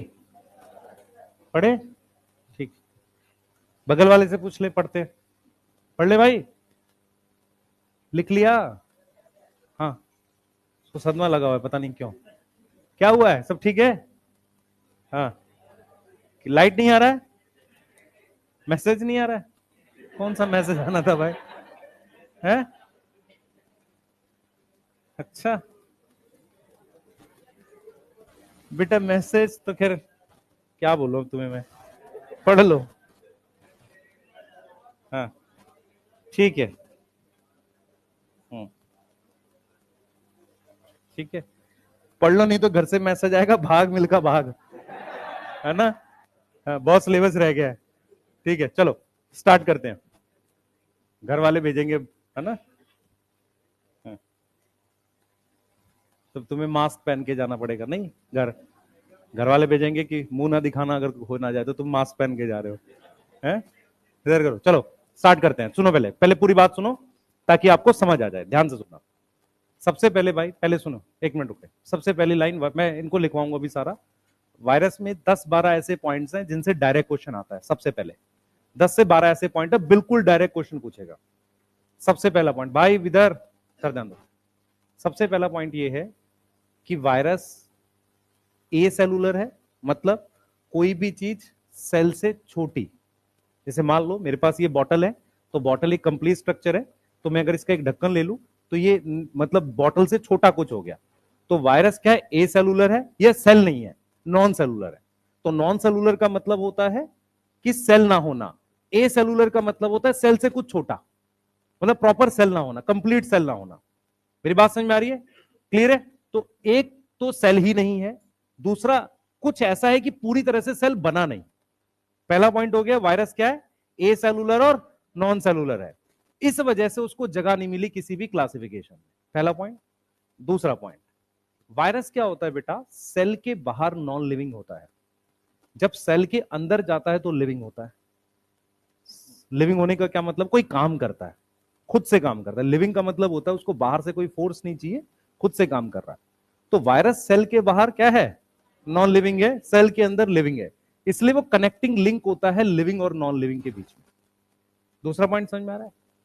तीसरा पॉइंट ये है बेटा आपके लिए कि जब आप किसी वायरस को देखते हो तो वायरस, मैं लिखूंगा सारा, वायरस का क्या एंटर करता है? ऐसे उसका जेनेटिक मटेरियल एंटर करता है। ठीक है, क्या एंटर कर गया? Genetic material. उसका एक कवर होता है, कवर हमेशा प्रोटीन का होता है। ठीक है, और ये जो जेनेटिक मटेरियल है, ये जो जेनेटिक मटेरियल है, ये डीएनए और लिखेंगे यहां पे, ध्यान रखना बेटा, डीएनए और आरएनए है। मैं और इसलिए लिख रहा हूं कि दोनों में से कोई एक है, दोनों नहीं हो सकता साथ में। समझ में आ रहा है? तो कैसे कैसे पढ़ेंगे? सबसे पहले virus A cellular non cellular, पहला पॉइंट याद हो गया? ठीक है। दूसरा point, connecting link between living and non living. अब ये नॉन लिविंग है, इसका ये मटेरियल अंदर आगे इन्फेक्शन कर दिया, अब अंदर लाके लिविंग हो गया। सही है? तो कनेक्टिंग लिंक बिटवीन लिविंग और नॉन लिविंग। तीसरा, केमिकली वायरस इन दोनों को मिला के न्यूक्लिक एसिड कहते हैं। तो केमिकली वायरस न्यूक्लिक प्रोटीन है। क्या बोलेंगे? Nucleic acid plus protein. तो क्या वर्ड यूज करोगे? Nucleo protein. सही है? बोलो। तो पहला पॉइंट क्या पढ़ा हमने? ए सेलुलर नॉन सेलुलर। दूसरा पॉइंट, कनेक्टिंग लिंक। तीसरा point, nucleic, nucleo protein, nucleo protein. ऐसा राइबोसोम भी होता है, वो आरएनए प्लस प्रोटीन होता है। सही है? ये डीएनए या आरएनए में से कोई एक है और प्रोटीन है, तो ribosome is ribo nucleo protein, virus is ribo nucleo deoxy ribo. तो हम सीधे लिखेंगे न्यूक्लियो प्रोटीन। हो गया? समझ आ गया? बोलो। अब सुनो ध्यान से, वायरस यहां एंटर करा, ठीक है, सब कुछ इसका यूज करेगा, सब कुछ। जैसे मान लो इसको कॉपी बनानी है अपनी, तो जब ये अपनी कॉपी बनाएगा तो इसका होस्ट का डीएनए पॉलीमरेज यूज करेगा, अपना खुद का नहीं यूज करेगा। किसका यूज करेगा? होस्ट का डीएनए पॉलीमरेज यूज करेगा। समझ में आ रहा है? फिर प्रोटीन बनाएगा, प्रोटीन का कवर बनाएगा, ये जो कवर है प्रोटीन का है, तो उसके लिए प्रोटीन बनाने के लिए राइबोसोम चाहिए, तो इसका राइबोसोम यूज करेगा, इसी की एटीपी यूज करेगा। इसका मतलब वायरस अपना कोई प्रोसेस यूज नहीं कर रहा है। समझ आ रहा है? जब हम एंटीबायोटिक्स बनाते हैं तो हम किसी ऑर्गेनिज्म का कोई प्रोसेस ब्लॉक करते हैं। वायरस के खिलाफ एंटीबायोटिक इसलिए काम नहीं करती क्योंकि वायरस का अपना कोई प्रोसेस ही नहीं है। अगर उसका खुद का कोई प्रोसेस होता, उसको ब्लॉक करते तो वायरस को मार सकते थे। तो वायरस के अगेंस्ट एंटीबायोटिक इसलिए काम नहीं करती क्योंकि वो दूसरे का सारा प्रोसेस यूज कर रहा है। समझ आ रहा है? क्योंकि वो उसका डीएनए पॉलीमरेज यूज कर रहा है, उसका राइबोसोम यूज कर रहा है। अगर मैं कोई ऐसी दवाई खाऊं जो होस्ट के राइबोसोम को ब्लॉक करे, तो वो तो फिर उसके नॉर्मल सेल को भी मार देगा। समझ आ रहा है? मुझे उस ऑर्गेनिज्म को ब्लॉक कराना है, प्रोसेस को ब्लॉक करना है। सोच पा रहे हो बातें? ये चीज समझ आ रहा है? तो क्या क्या पॉइंट है? पहला हमने जो बोला सेलुलर ए सेलुलर वाली बात। दूसरा हमने क्या बोला? Connecting link. तीसरा न्यूक्लिक है, ठीक है। आरएनए डीएनए में से कोई एक होगा, दोनों एक साथ नहीं होते, ठीक है। इन्फेक्शन कौन कर रहा है, प्रोटीन या इसका genetic material? Genetic material. Virus पूरी होस्ट की मशीनरी, ये हो गया राइबोसोम हो गया, इन सबको एक कॉमन नाम दे देते हैं मशीनरी। क्या नाम दे देते हैं? मशीनरी। तो ये पूरी मशीनरी अपने कब्जे में कर लेता है। उसके बाद क्या करता है? अपना नंबर डबल करता है और फाइनली पैकिंग करता है इसकी और सेल को तोड़ के निकल जाता है। तो इस तरीके से वायरस काम करता है, ठीक है। वायरस का जो अटैक करने वाली चीज है वो जेनेटिक मटेरियल है, ठीक है। इन्फेक्शन कौन करता है? जेनेटिक मटेरियल करता है। जेनेटिक मटेरियल यूज करता है पूरी होस्ट की सारी मशीनरी, उसका एटीपी, उसका डीएनए पॉलीमरेज, है ना, सही है, राइबोसोम, सब कुछ उसका यूज करता है, अपनी कॉपी बनाता है, सेल को तोड़ के बाहर निकल जाता है। सही है? तो क्या क्या क्वेश्चन आते हैं? वायरस में डीएनए आरएनए में से कोई एक होगा, दोनों नहीं होंगे। हमारे सारे सेल्स में डीएनए जेनेटिक मटेरियल है, आरएनए बनाते हैं, फिर प्रोटीन बनती है। कोई ऐसा सेल, लिविंग सेल नहीं है जिसमें डीएनए ना होता हो, जेनेटिक मटेरियल। कोई भी लिविंग सेल नहीं है। माइकोप्लाज्मा, मिथेनोजन, सबका genetic material double stranded DNA है, सबका, चाहे लीनियर हो चाहे सर्कुलर, सबका जेनेटिक मटेरियल डीएनए है। वायरस के अंदर जेनेटिक मटेरियल आरएनए हो सकता है। हमारे अंदर हर एक सेल में डीएनए आरएनए दोनों साथ प्रेजेंट है। अगर डीएनए होगा तो आरएनए बनेगा ही। समझ आ रहा है? वायरस में या तो डीएनए होगा या आरएनए, और आरएनए जब भी होगा एज अ जेनेटिक मटेरियल होगा। हमारे अंदर आरएनए जेनेटिक मटेरियल नहीं होता। क्लियर है? ये वाले पॉइंट सोच पा रहे हो? सही है। जैसे मैं आपसे कहता हूं क्या वायरस में न्यूक्लियोलस होगा? नहीं। कोई ऑर्गेनल नहीं होती, कोई साइटोप्लाज्म नहीं होता। समझ आ रहा है? बोलो। सही है। तो हम वायरस के पॉइंट्स नोट करना स्टार्ट करें, जो मेन पॉइंट्स हैं।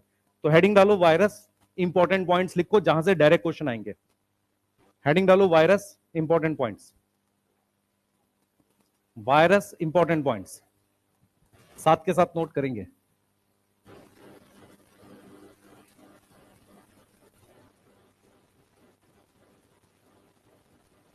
पहला, ए सेलुलर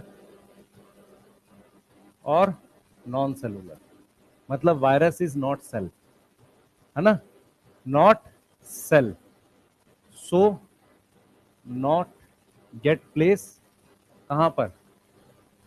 इन क्लासिफिकेशन। सही है? क्लासिफिकेशन में उसको जगह नहीं दी गई। क्लियर है? बताइए। पहला पॉइंट क्लियर है। दूसरा पॉइंट, दूसरा पॉइंट हम लिख रहे हैं कनेक्टिंग लिंक है। कनेक्टिंग लिंक है किसके बीच में? Between living and non living. NCERT कहता है नॉट ट्रूली लिविंग, है ना, सच्चा लिविंग नहीं है। समझ में आ रहा है? ए सेलुलर का मतलब कह रहा है कि जैसे नॉन सेलुलर का मतलब सेल नहीं है, ए सेलुलर का मतलब कुछ ऐसा है जो सेल से छोटा है, साइज कंप्लीशन में, सारी चीजें नहीं है उसमें, ठीक है। तीसरा, केमिकली बताओ, केमिकली न्यूक्लियो प्रोटीन, साइज में भी वैसे सेल से छोटा ही होता है। न्यूक्लियो प्रोटीन का मतलब न्यूक्लिक एसिड प्लस प्रोटीन। सही है? ऐसा और कौन होता है? राइबोसोम ऐसा होता है, क्रोमोसोम भी ऐसा होता है। क्रोमोसोम में भी न्यूक्लिक एसिड होता है, आरएनए डीएनए प्लस प्रोटीन्स होती हैं। सही है? क्लियर। डी, आइदर डीएनए और आरएनए, नेवर बोथ। सही है, ठीक है, सही है। एंड डीएनए और आरएनए कैसे प्रेजेंट है? Present as genetic material. कैसे प्रेजेंट है? जेनेटिक मटेरियल के थ्रू। ठीक है, क्लियर है बेटा? यहां तक समझ में आ रही है बातें? ठीक जा रहा है ये चीज, ये बातें क्लियर है? हमेशा जेनेटिक मटेरियल की तरह होगा। ई, नॉट हैव, किसकी बात कर रहे हैं? वायरस पे। नॉट हैव साइटोप्लाज्म, कोई साइटोप्लाज्म है? नहीं है। कोई ऑर्गेनल है? नहीं है। कोई मेम्ब्रेन है? नहीं। न्यूक्लियस भी नहीं है, नॉट न्यूक्लियस, ये इसमें से कुछ भी नहीं है। क्लियर है? अपना कोई मैकेनिज्म नहीं है। Not have on metabolic pathways, metabolic pathway मतलब रिएक्शंस, सही है। So no antibiotic act against, कुछ होती हैं किसी और तरीके से काम करती हैं, अगेंस्ट वायरस। वायरस के अगेंस्ट एंटीबायोटिक काम नहीं करती। एक पौधा है, प्लांट है, उसमें वायरस का इन्फेक्शन हो गया, हमें डर है कि बगल वाली क्रॉप में भी हो जाएगा, तो बेस्ट तरीका यही होता है कि उस प्लांट को फिर जला दिया जाए, क्योंकि वो प्लांट पे पड़ा हुआ, वो तो वैसे भी नॉन लिविंग है, तुम मारोगे कैसे उसे? जो जिंदा नहीं है, सेल के बाहर तो वो जिंदा ही नहीं है, तुम मार सकते नहीं, तो उसको खराब कर दो ताकि वो अटैक ना कर पाए। वो अटैक कवर की वजह से करता है, नई जगह कवर की वजह से जाता है, तो अगर तुम उसको जला दोगे तो उसका प्रोटीन कवर खराब हो। मेरी बात समझ पा रहे हो मैं क्या बोल रहा हूं? तो नॉर्मली जो वायरस की डिजीज प्लांट में होती है, उन प्लांट्स को जला देना ठीक रहता है। समझ आ रहा है? बोलो, क्योंकि बाहर जिंदा ही नहीं, मारोगे कैसे? मारोगे तो उसको जो जिंदा हो।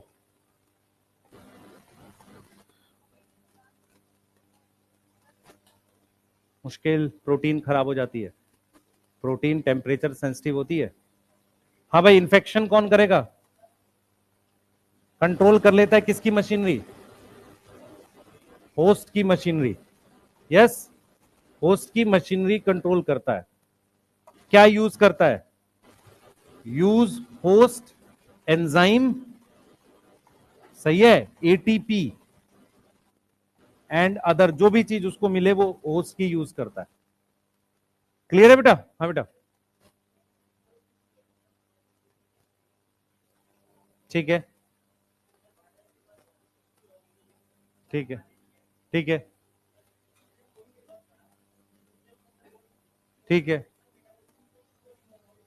तो इसलिए वायरस लिख रहे हैं ना, वायरस का अपना मेटाबॉलिज्म नहीं है। अंदर जाने के, भाई मेरी बात सुन ध्यान से, लिविंग की एक और डेफिनेशन है अपनी संख्या बढ़ा लेना। तो वायरस अपनी संख्या बढ़ा रहा है ना, उस सेंस में लिविंग हो सकता है, पर उसका अपना कोई रिएक्शन नहीं है, अपनी कोई ऑर्गेनल नहीं है, अपना कोई एंजाइम नहीं है, तो नॉन लिविंग है। इसलिए कनेक्टिंग लिंक बोल रहे हैं ना। एटीपी, भाई ये सही है सारी चीजें। पैरासाइट, ऑब्लिगेट पैरासाइट, ये क्या होता है? ऑब्लिगेट पैरासाइट मतलब क्या हुआ? कंप्लीटली होस्ट पर डिपेंड है। कंप्लीटली किस पे डिपेंड है? होस्ट पे डिपेंड है। यस। अब जरा ये वाली बात देखें बेटा, यहां पर 2 पॉइंट्स और लिख रहा हूं, यहां पर 2 पॉइंट्स और लिख रहा हूं, ध्यान से सुनेंगे बेटा। हमने लिखा ऑब्लिगेट पैरासाइट, ये इंट्रासेलुलर पैरासाइट है। इंट्रासेलुलर और इंटरसेलुलर में याद है डिफरेंस? सेल के अंदर काम करता है, सेल के बाहर काम करता है, ये सेल के अंदर। तो कैसा पैरासाइट हुआ? इंट्रासेलुलर। ये समझ में आ रहा है? तो इंट्रासेलुलर पैरासाइट है, ऑब्लिगेट पैरासाइट है। इंट्रासेलुलर समझ में आता है, सेल के अंदर काम करता है। ये सारे पॉइंट्स क्वेश्चन आएंगे। Mark the wrong statement about virus, both DNA and RNA present, ऐसे क्वेश्चंस आते हैं। वायरस के लिए रॉन्ग स्टेटमेंट्स पूछता है आपसे। क्लियर है? इंट्रासेलुलर पैरासाइट है, ऑब्लिगेट पैरासाइट है, बिना सेल के जिंदा नहीं रहेगा। क्लियर है? इन्फेक्शन कौन कर रहा है? Nucleic acid. इन्फेक्शियस कौन है? Nucleic acid is infectious. Nucleic acid क्या है? Is infectious. इन्फेक्शियस मतलब इन्फेक्शन करेगा। नोट करें बेटा, चलिए जल्दी फास्ट, और सारी लाइनें पढ़ के देखें कि आपको बात समझ में आ रही है।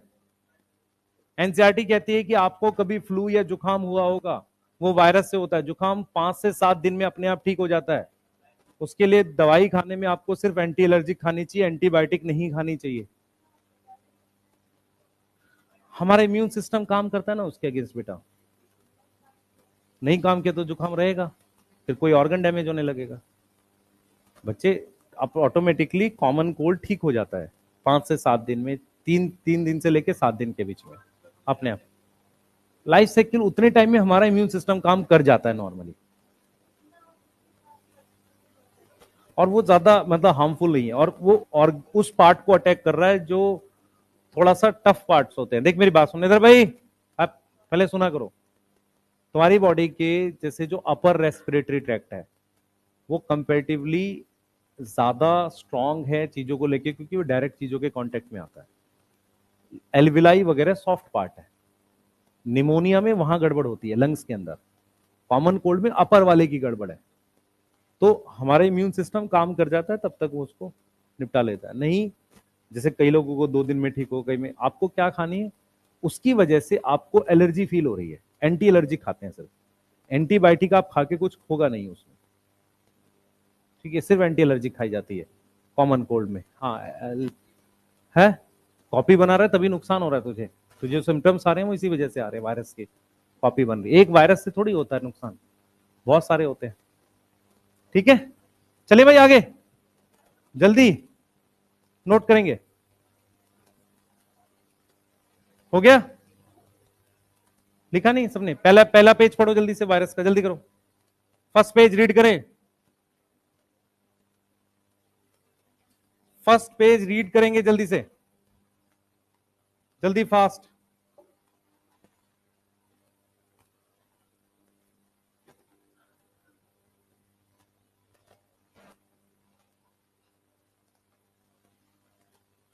क्या बोल रहा है बेटा? इनर्ट, इनर्ट का मतलब होता है जो कोई चीज उस पर अफेक्ट नहीं करती। देख वायरस जो है इनर्ट, इनर्ट का मतलब होगा भाई बाहर जिंदा तो है ही नहीं। इनर्ट क्या होता है? जिसपे किसी चीज का इफेक्ट ना हो, इनर्ट। क्रिस्टलाइन का मतलब होता है उसका जो स्ट्रक्चर है ना प्रोटीन का, वो क्रिस्टल जैसा है। जो ये हम स्ट्रक्चर बना रहे हैं ना प्रोटीन का, समझ, ये जो हमने प्रोटीन का कवर बनाया ये क्रिस्टल जैसा है। समझ में आ रहा है? और इनर्ट का क्या मतलब है? बाहर इस पे कोई चीज काम ही नहीं करेगी, क्योंकि नॉन लिविंग है ना ये। बात समझ में आ रही है? ठीक है, रीड करिए एक बार जल्दी से पहला पैराग्राफ, फर्स्ट पेज का पैराग्राफ पढ़ लो, फिर हम लोग आगे चल रहे हैं। वायरस प्लांट पे सेल्स को अटैक करेगा, ग्रो नहीं करेगा। हाँ, कवर खराब हो जाता है, फिर नहीं करेगा अटैक। नहीं नहीं, पॉइंट ये है कि कवर खराब हो गया, कवर उसको प्रोटेक्ट करता है जेनेटिक मटेरियल को, तो प्रोटेक्शन खत्म हो जाती है। वायरस मरा हुआ ही है, आगे इन्फेक्शन नहीं करेगा। डीएनए अकेले इन्फेक्शन नहीं कर सकता, उसको लेकर जाने के लिए उसका कवर चाहिए। हाँ, कवर एक तरह से प्रोटेक्शन करता है। ठीक है, कवर क्या है? जैसे घर पे आता ना पार्सल अमेजोन का, बस उतना ही काम है उसका। ठीक है, बाकी तुम फेंक देते हो उसे, बाद में रिटर्न करने के लिए खोजते हो कहां फेंका, है ना? ठीक है,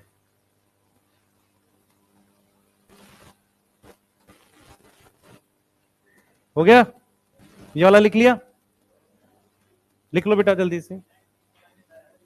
इनर्ट मतलब जिसपे कोई वो ना पड़े, अफेक्ट ना पड़े। क्रिस्टल, क्रिस्टल बच्चे देख, ऐसे स्ट्रक्चर जो होते हैं ना, ऐसे एक प्रॉपर क्रिस्टल जैसा कुछ बन रहा है, शेप बन रही है प्रॉपर, ठीक है, क्रिस्टल कहते हैं उसे। हाँ भाई बोलो। और है बाहर है उसका प्रोटीन का कवर, क्रिस्टल, क्रिस्टल प्रोटीन के कवर को कह रहे हैं। तो अंदर तो जेनेटिक मटेरियल आया, फिर क्रिस्टल कहां रहा? इनर्ट क्रिस्टलाइन तो बाहर है, अंदर थोड़ी है। हाँ, फिर और फिर बहुत सारे कवर वायरस बना के सेल तोड़ के बाहर निकलेगा। यस। क्या चीज? ये सेल मर जाएगा।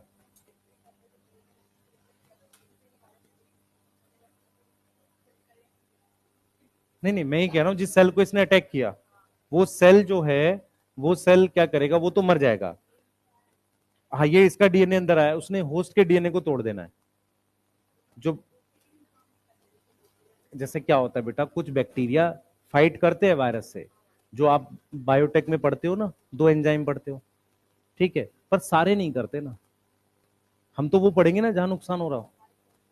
हमारे में भी बहुत सारे सेल्स करते होंगे, हो सकता है, पर बच्चे हम वो चीज पढ़ते हैं जो सक्सेसफुल हो गई। बीमारी आप इस बात की थोड़ी करते हो कि पढ़ कर हो सकती है कि नहीं है, हो गई है तब पढ़ते हो ना। समझ रहे मैं क्या बोल रहा हूं? जैसे हम लोग कहते हैं हमारे अंदर इम्यून सिस्टम बीमार क्यों पड़े, तो अटैक 100 बैक्टीरिया का हुआ, 2 सक्सेसफुल हुए। समझ, ये बात गलत है ना कि अब बीमार क्यों पड़े फिर, तो फिर झगड़े वाली बात हो गई। ये ठीक है भाई? ये लिख रहा है कोई? लिख लो जल्दी से। मशीनरी बेटा कंट्रोल करता है, इसी को मशीनरी कहते हैं। वायरस क्या कर लेता है? Control machinery. और कोई कुछ पूछना चाह रहा है?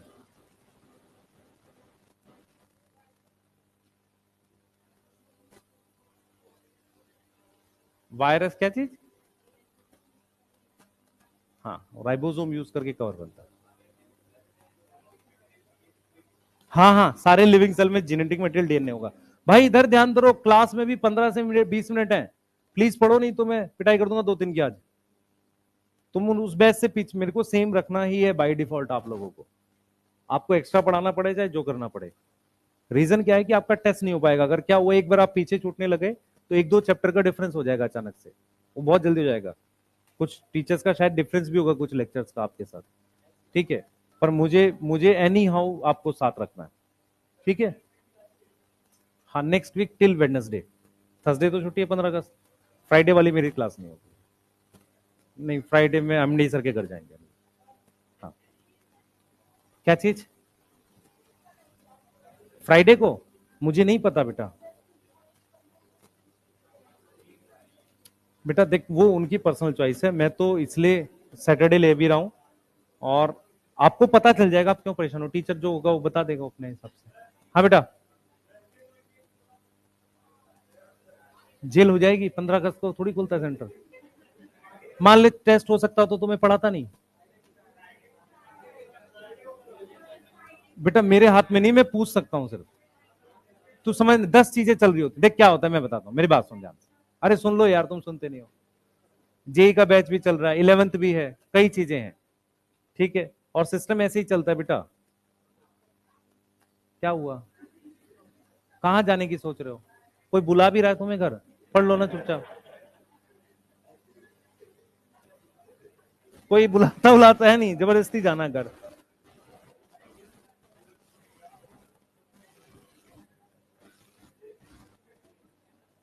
मम्मी पूछ रही है फोन पे कब आएगा, पापा कह रहे नहीं ये सब नहीं पूछना। वही रहने दो। हाँ, वही रहने दो। आएगा तो कहेगा आपने प्रॉमिस किया था ये दिलवाऊंगा, तो वही रह तू, ठीक है। नहीं, है ना? क्या करोगे बेटा, गांव जाओगे, घर जाओगे, पड़ोसी के साथ उसने खेत में ये मेड़ उधर कर ली उधर कर ली, इससे तुम्हें क्या करना है यार? वो करना क्या है तुम्हें उससे, है ना? फला की बकरी वो खा गई थी खेत में। हद हो गई यार। उस समय मत पढ़ो, पढ़ाई करो चुपचाप। तुम वहां रहते भी कुछ नहीं कर पाते, ठीक है, पढ़ लो, जो कर सकते हो वो करो बच्चे, है ना?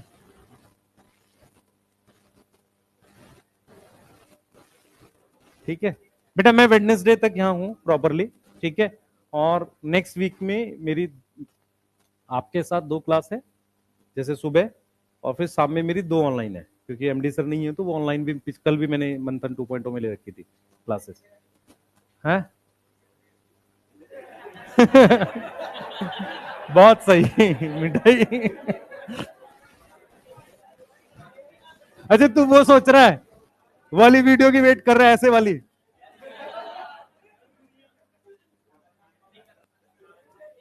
नहीं नहीं बेटा, वो नहीं, वो देख, मैं तेरे को फिर बोल रहा हूँ, मैं उन चीजों के बिल्कुल खिलाफ हूँ जो इंडिया गेट पर ऐसे फोटो खींच के कहते हैं ना, डे फॉर माई कंट्री। मैं उस नहीं, मिठाई से क्या हो जाएगा यार। पढ़, चल बेटा, चिंता ना कर, जब तू धीरे धीरे सिस्टम के बारे में आगे जानेगा ना, तो समझ में आ जाएगा कि किस लेवल तक चीजें है। ठीक है, हाँ, मैं तेरे को फिर देख, बहुत सारे लोगों को पता ही नहीं बगल पड़ोसी कंट्री में क्या चल रहा है, वो कुछ कुछ बोलते रहते हैं। जेन्युइन कुछ रिजर्वेशन की प्रॉब्लम है, उसको तो तुम चाहे कितना ही कुछ बोलते रहो उल्टा सीधा।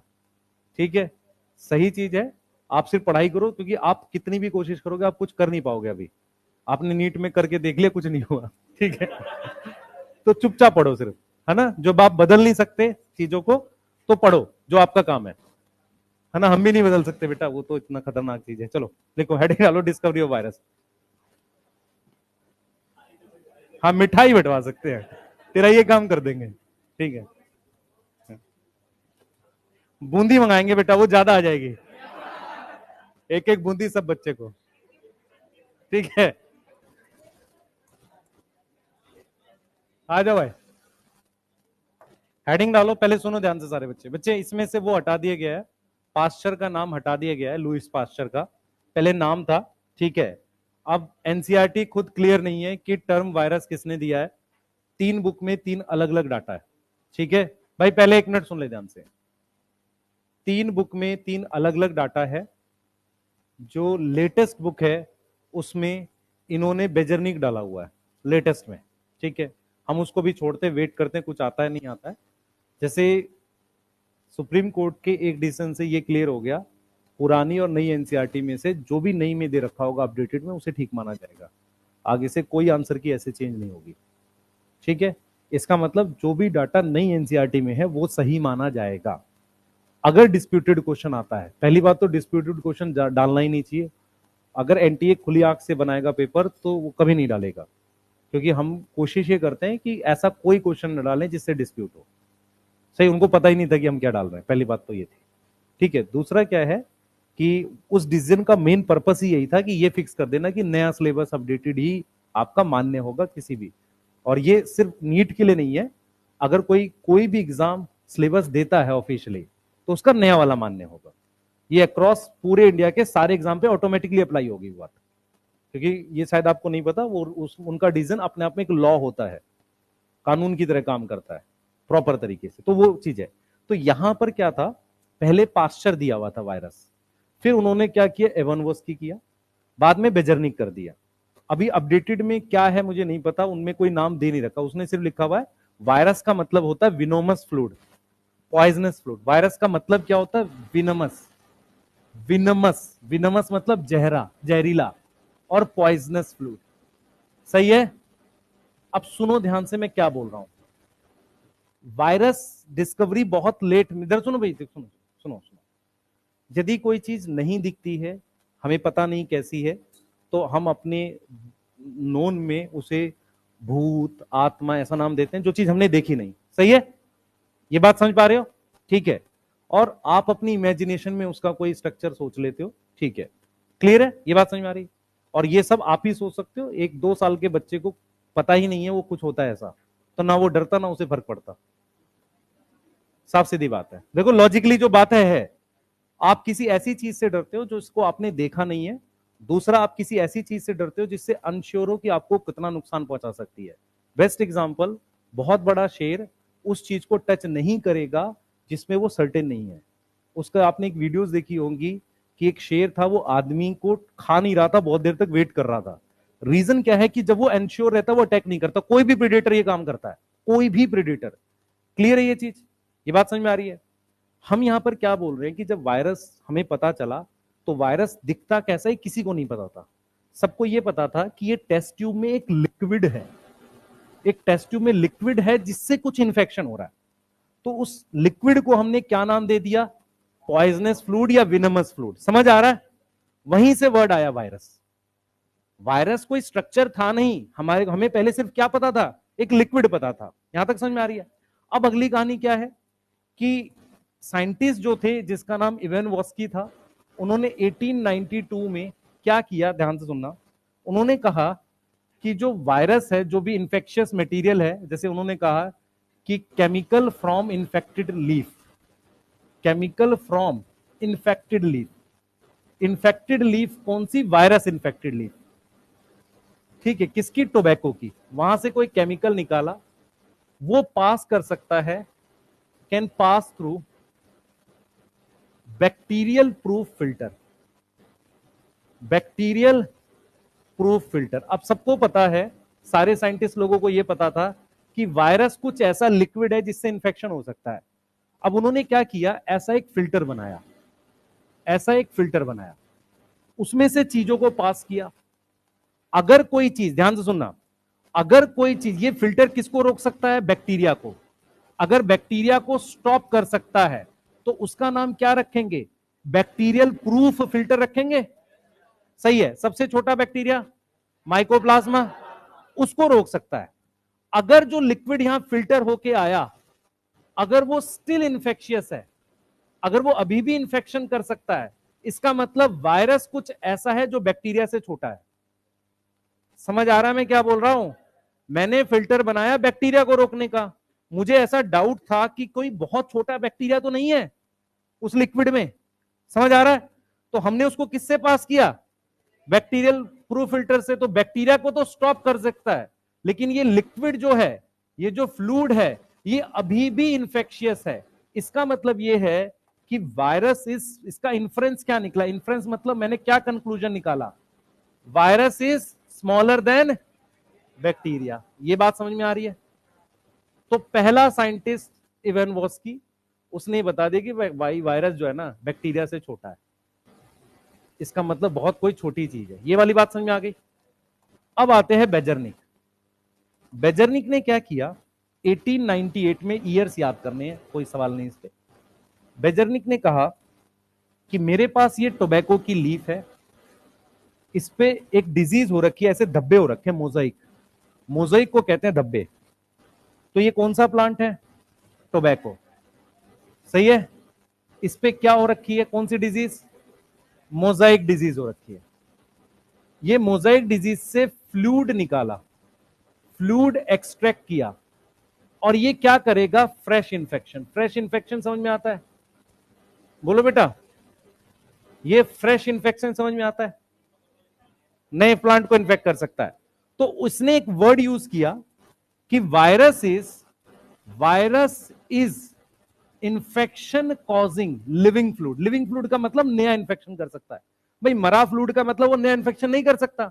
Virus is infection causing living fluid. Virus living नहीं है, वो फ्लूइड लिविंग है, क्योंकि वो क्या कर सकता है, नया इंफेक्शन कर सकता है। उसके लिए उन्होंने वर्ड यूज किया कॉन्टेजम वाइवम फ्लूडम। क्लियर है?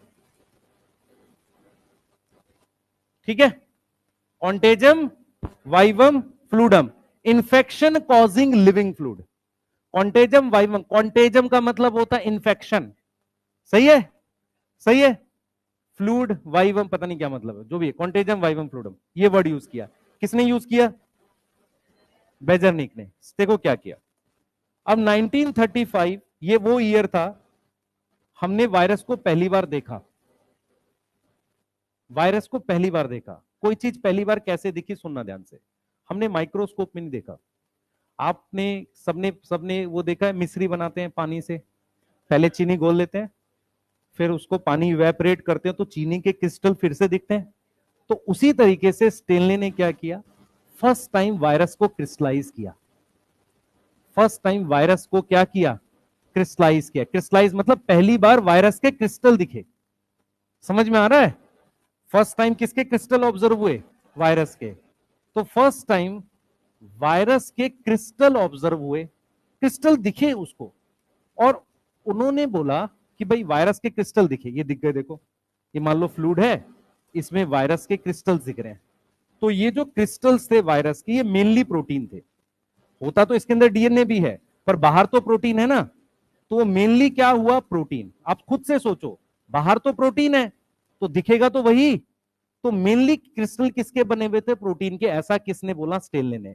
तो 3 साइंटिस्ट है, इवन वॉस्की ने यूज किया बैक्टीरियल प्रूफ फिल्टर, सही है, बेजरनिक, कॉन्टेजम, वाइवम, फ्लूडम, ठीक है, और तीसरा स्टेनले। अब यहां पर इंपॉर्टेंट पॉइंट ये है कि पहले 2 एक्सपेरिमेंट टोबैको प्लांट पे चल रहे थे, तो जो फर्स्ट वायरस डिस्कवर हुआ है वो टीएमवी था। कौन सा था? टीएमवी। टीएमवी क्या होता है? Tobacco mosaic virus. ये वायरस क्या करता है? टोबैको की लीफ पर धब्बे बनाता है। मोज़ेइक, मोज़ेइक का क्या मतलब होता है? पैच। पैच समझ में आता है? धब्बे। नोट करो बेटा जल्दी से, नोट करो जल्दी, जल्दी नोट करेंगे। क्या चीज बेटा? टोबैको के, नहीं नहीं पहले नहीं पता था। इन्फेक्शन, वायरस दिखेगा तो पता चलेगा। मैं क्या कह रहा हूं, भूत तुझे दिखा तो नहीं कैसा होता है? तो तुझे तो बस भूत बोल रहे हो उसको। ऐसे वायरस किसी को पता ही नहीं था क्या था अंटिल 1935 तक, जब तक हमने देखा नहीं क्या है। समझ? अच्छा, उसके बाद हमारे पास इलेक्ट्रॉन माइक्रोस्कोप आ गए थे, फिर हम देख पाए उसको, वायरस को। समझ आ रहा है? 1935 के बाद हमारे पास क्या आ गए? अब हम वायरस देख पाए स्ट्रक्चर। ठीक है, क्लियर है?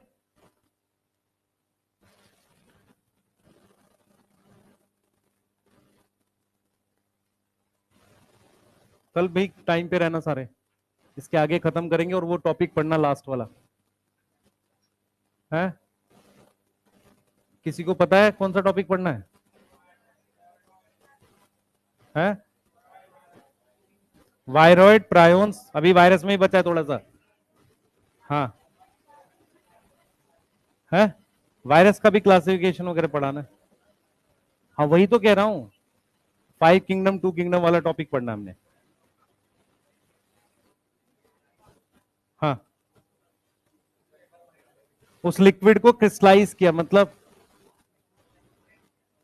अब वो इवेपोरेट किया, क्या किया ये मुझे नहीं पता होगा बेटा, कैसे बता पाऊंगा? बता बेटा, इवेपोरेट नहीं किया होगा, कुछ और किया होगा।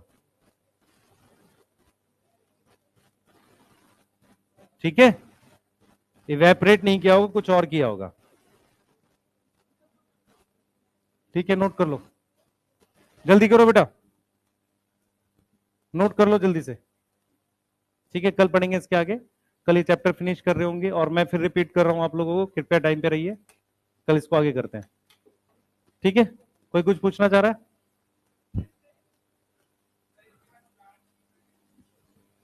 यार मैं एक बार देखता हूँ, कल खत्म हो जाएगा तो कल क्या है? वेडनेसडे, क्या है? फ्राइडे, सैटरडे है। हो सकता है मैं सैटरडे को लिविंग वर्ल्ड करा दूं एक दिन, एक क्लास, क्योंकि आपकी 2.5 घंटे की क्लास होगी कम से कम। छोटा चैप्टर है, उसके टॉपिक ही कट गए, 2 टॉपिक है उसमें। एक टॉपिक है नॉमेनक्लेचर, वो तो बहुत छोटा सा है। मेन टॉपिक उसमें है वो फाइलम किंगडम वो पढ़ाना, तो बड़ा चैप्टर है नहीं वो। ठीक है, अगर हो पाएगा ठीक है, तो लिविंग वर्ल्ड ही करा देते, चैप्टर खत्म हो जाएगा एक, फिर प्लांट किंगडम स्टार्ट करते। हाँ बेटा।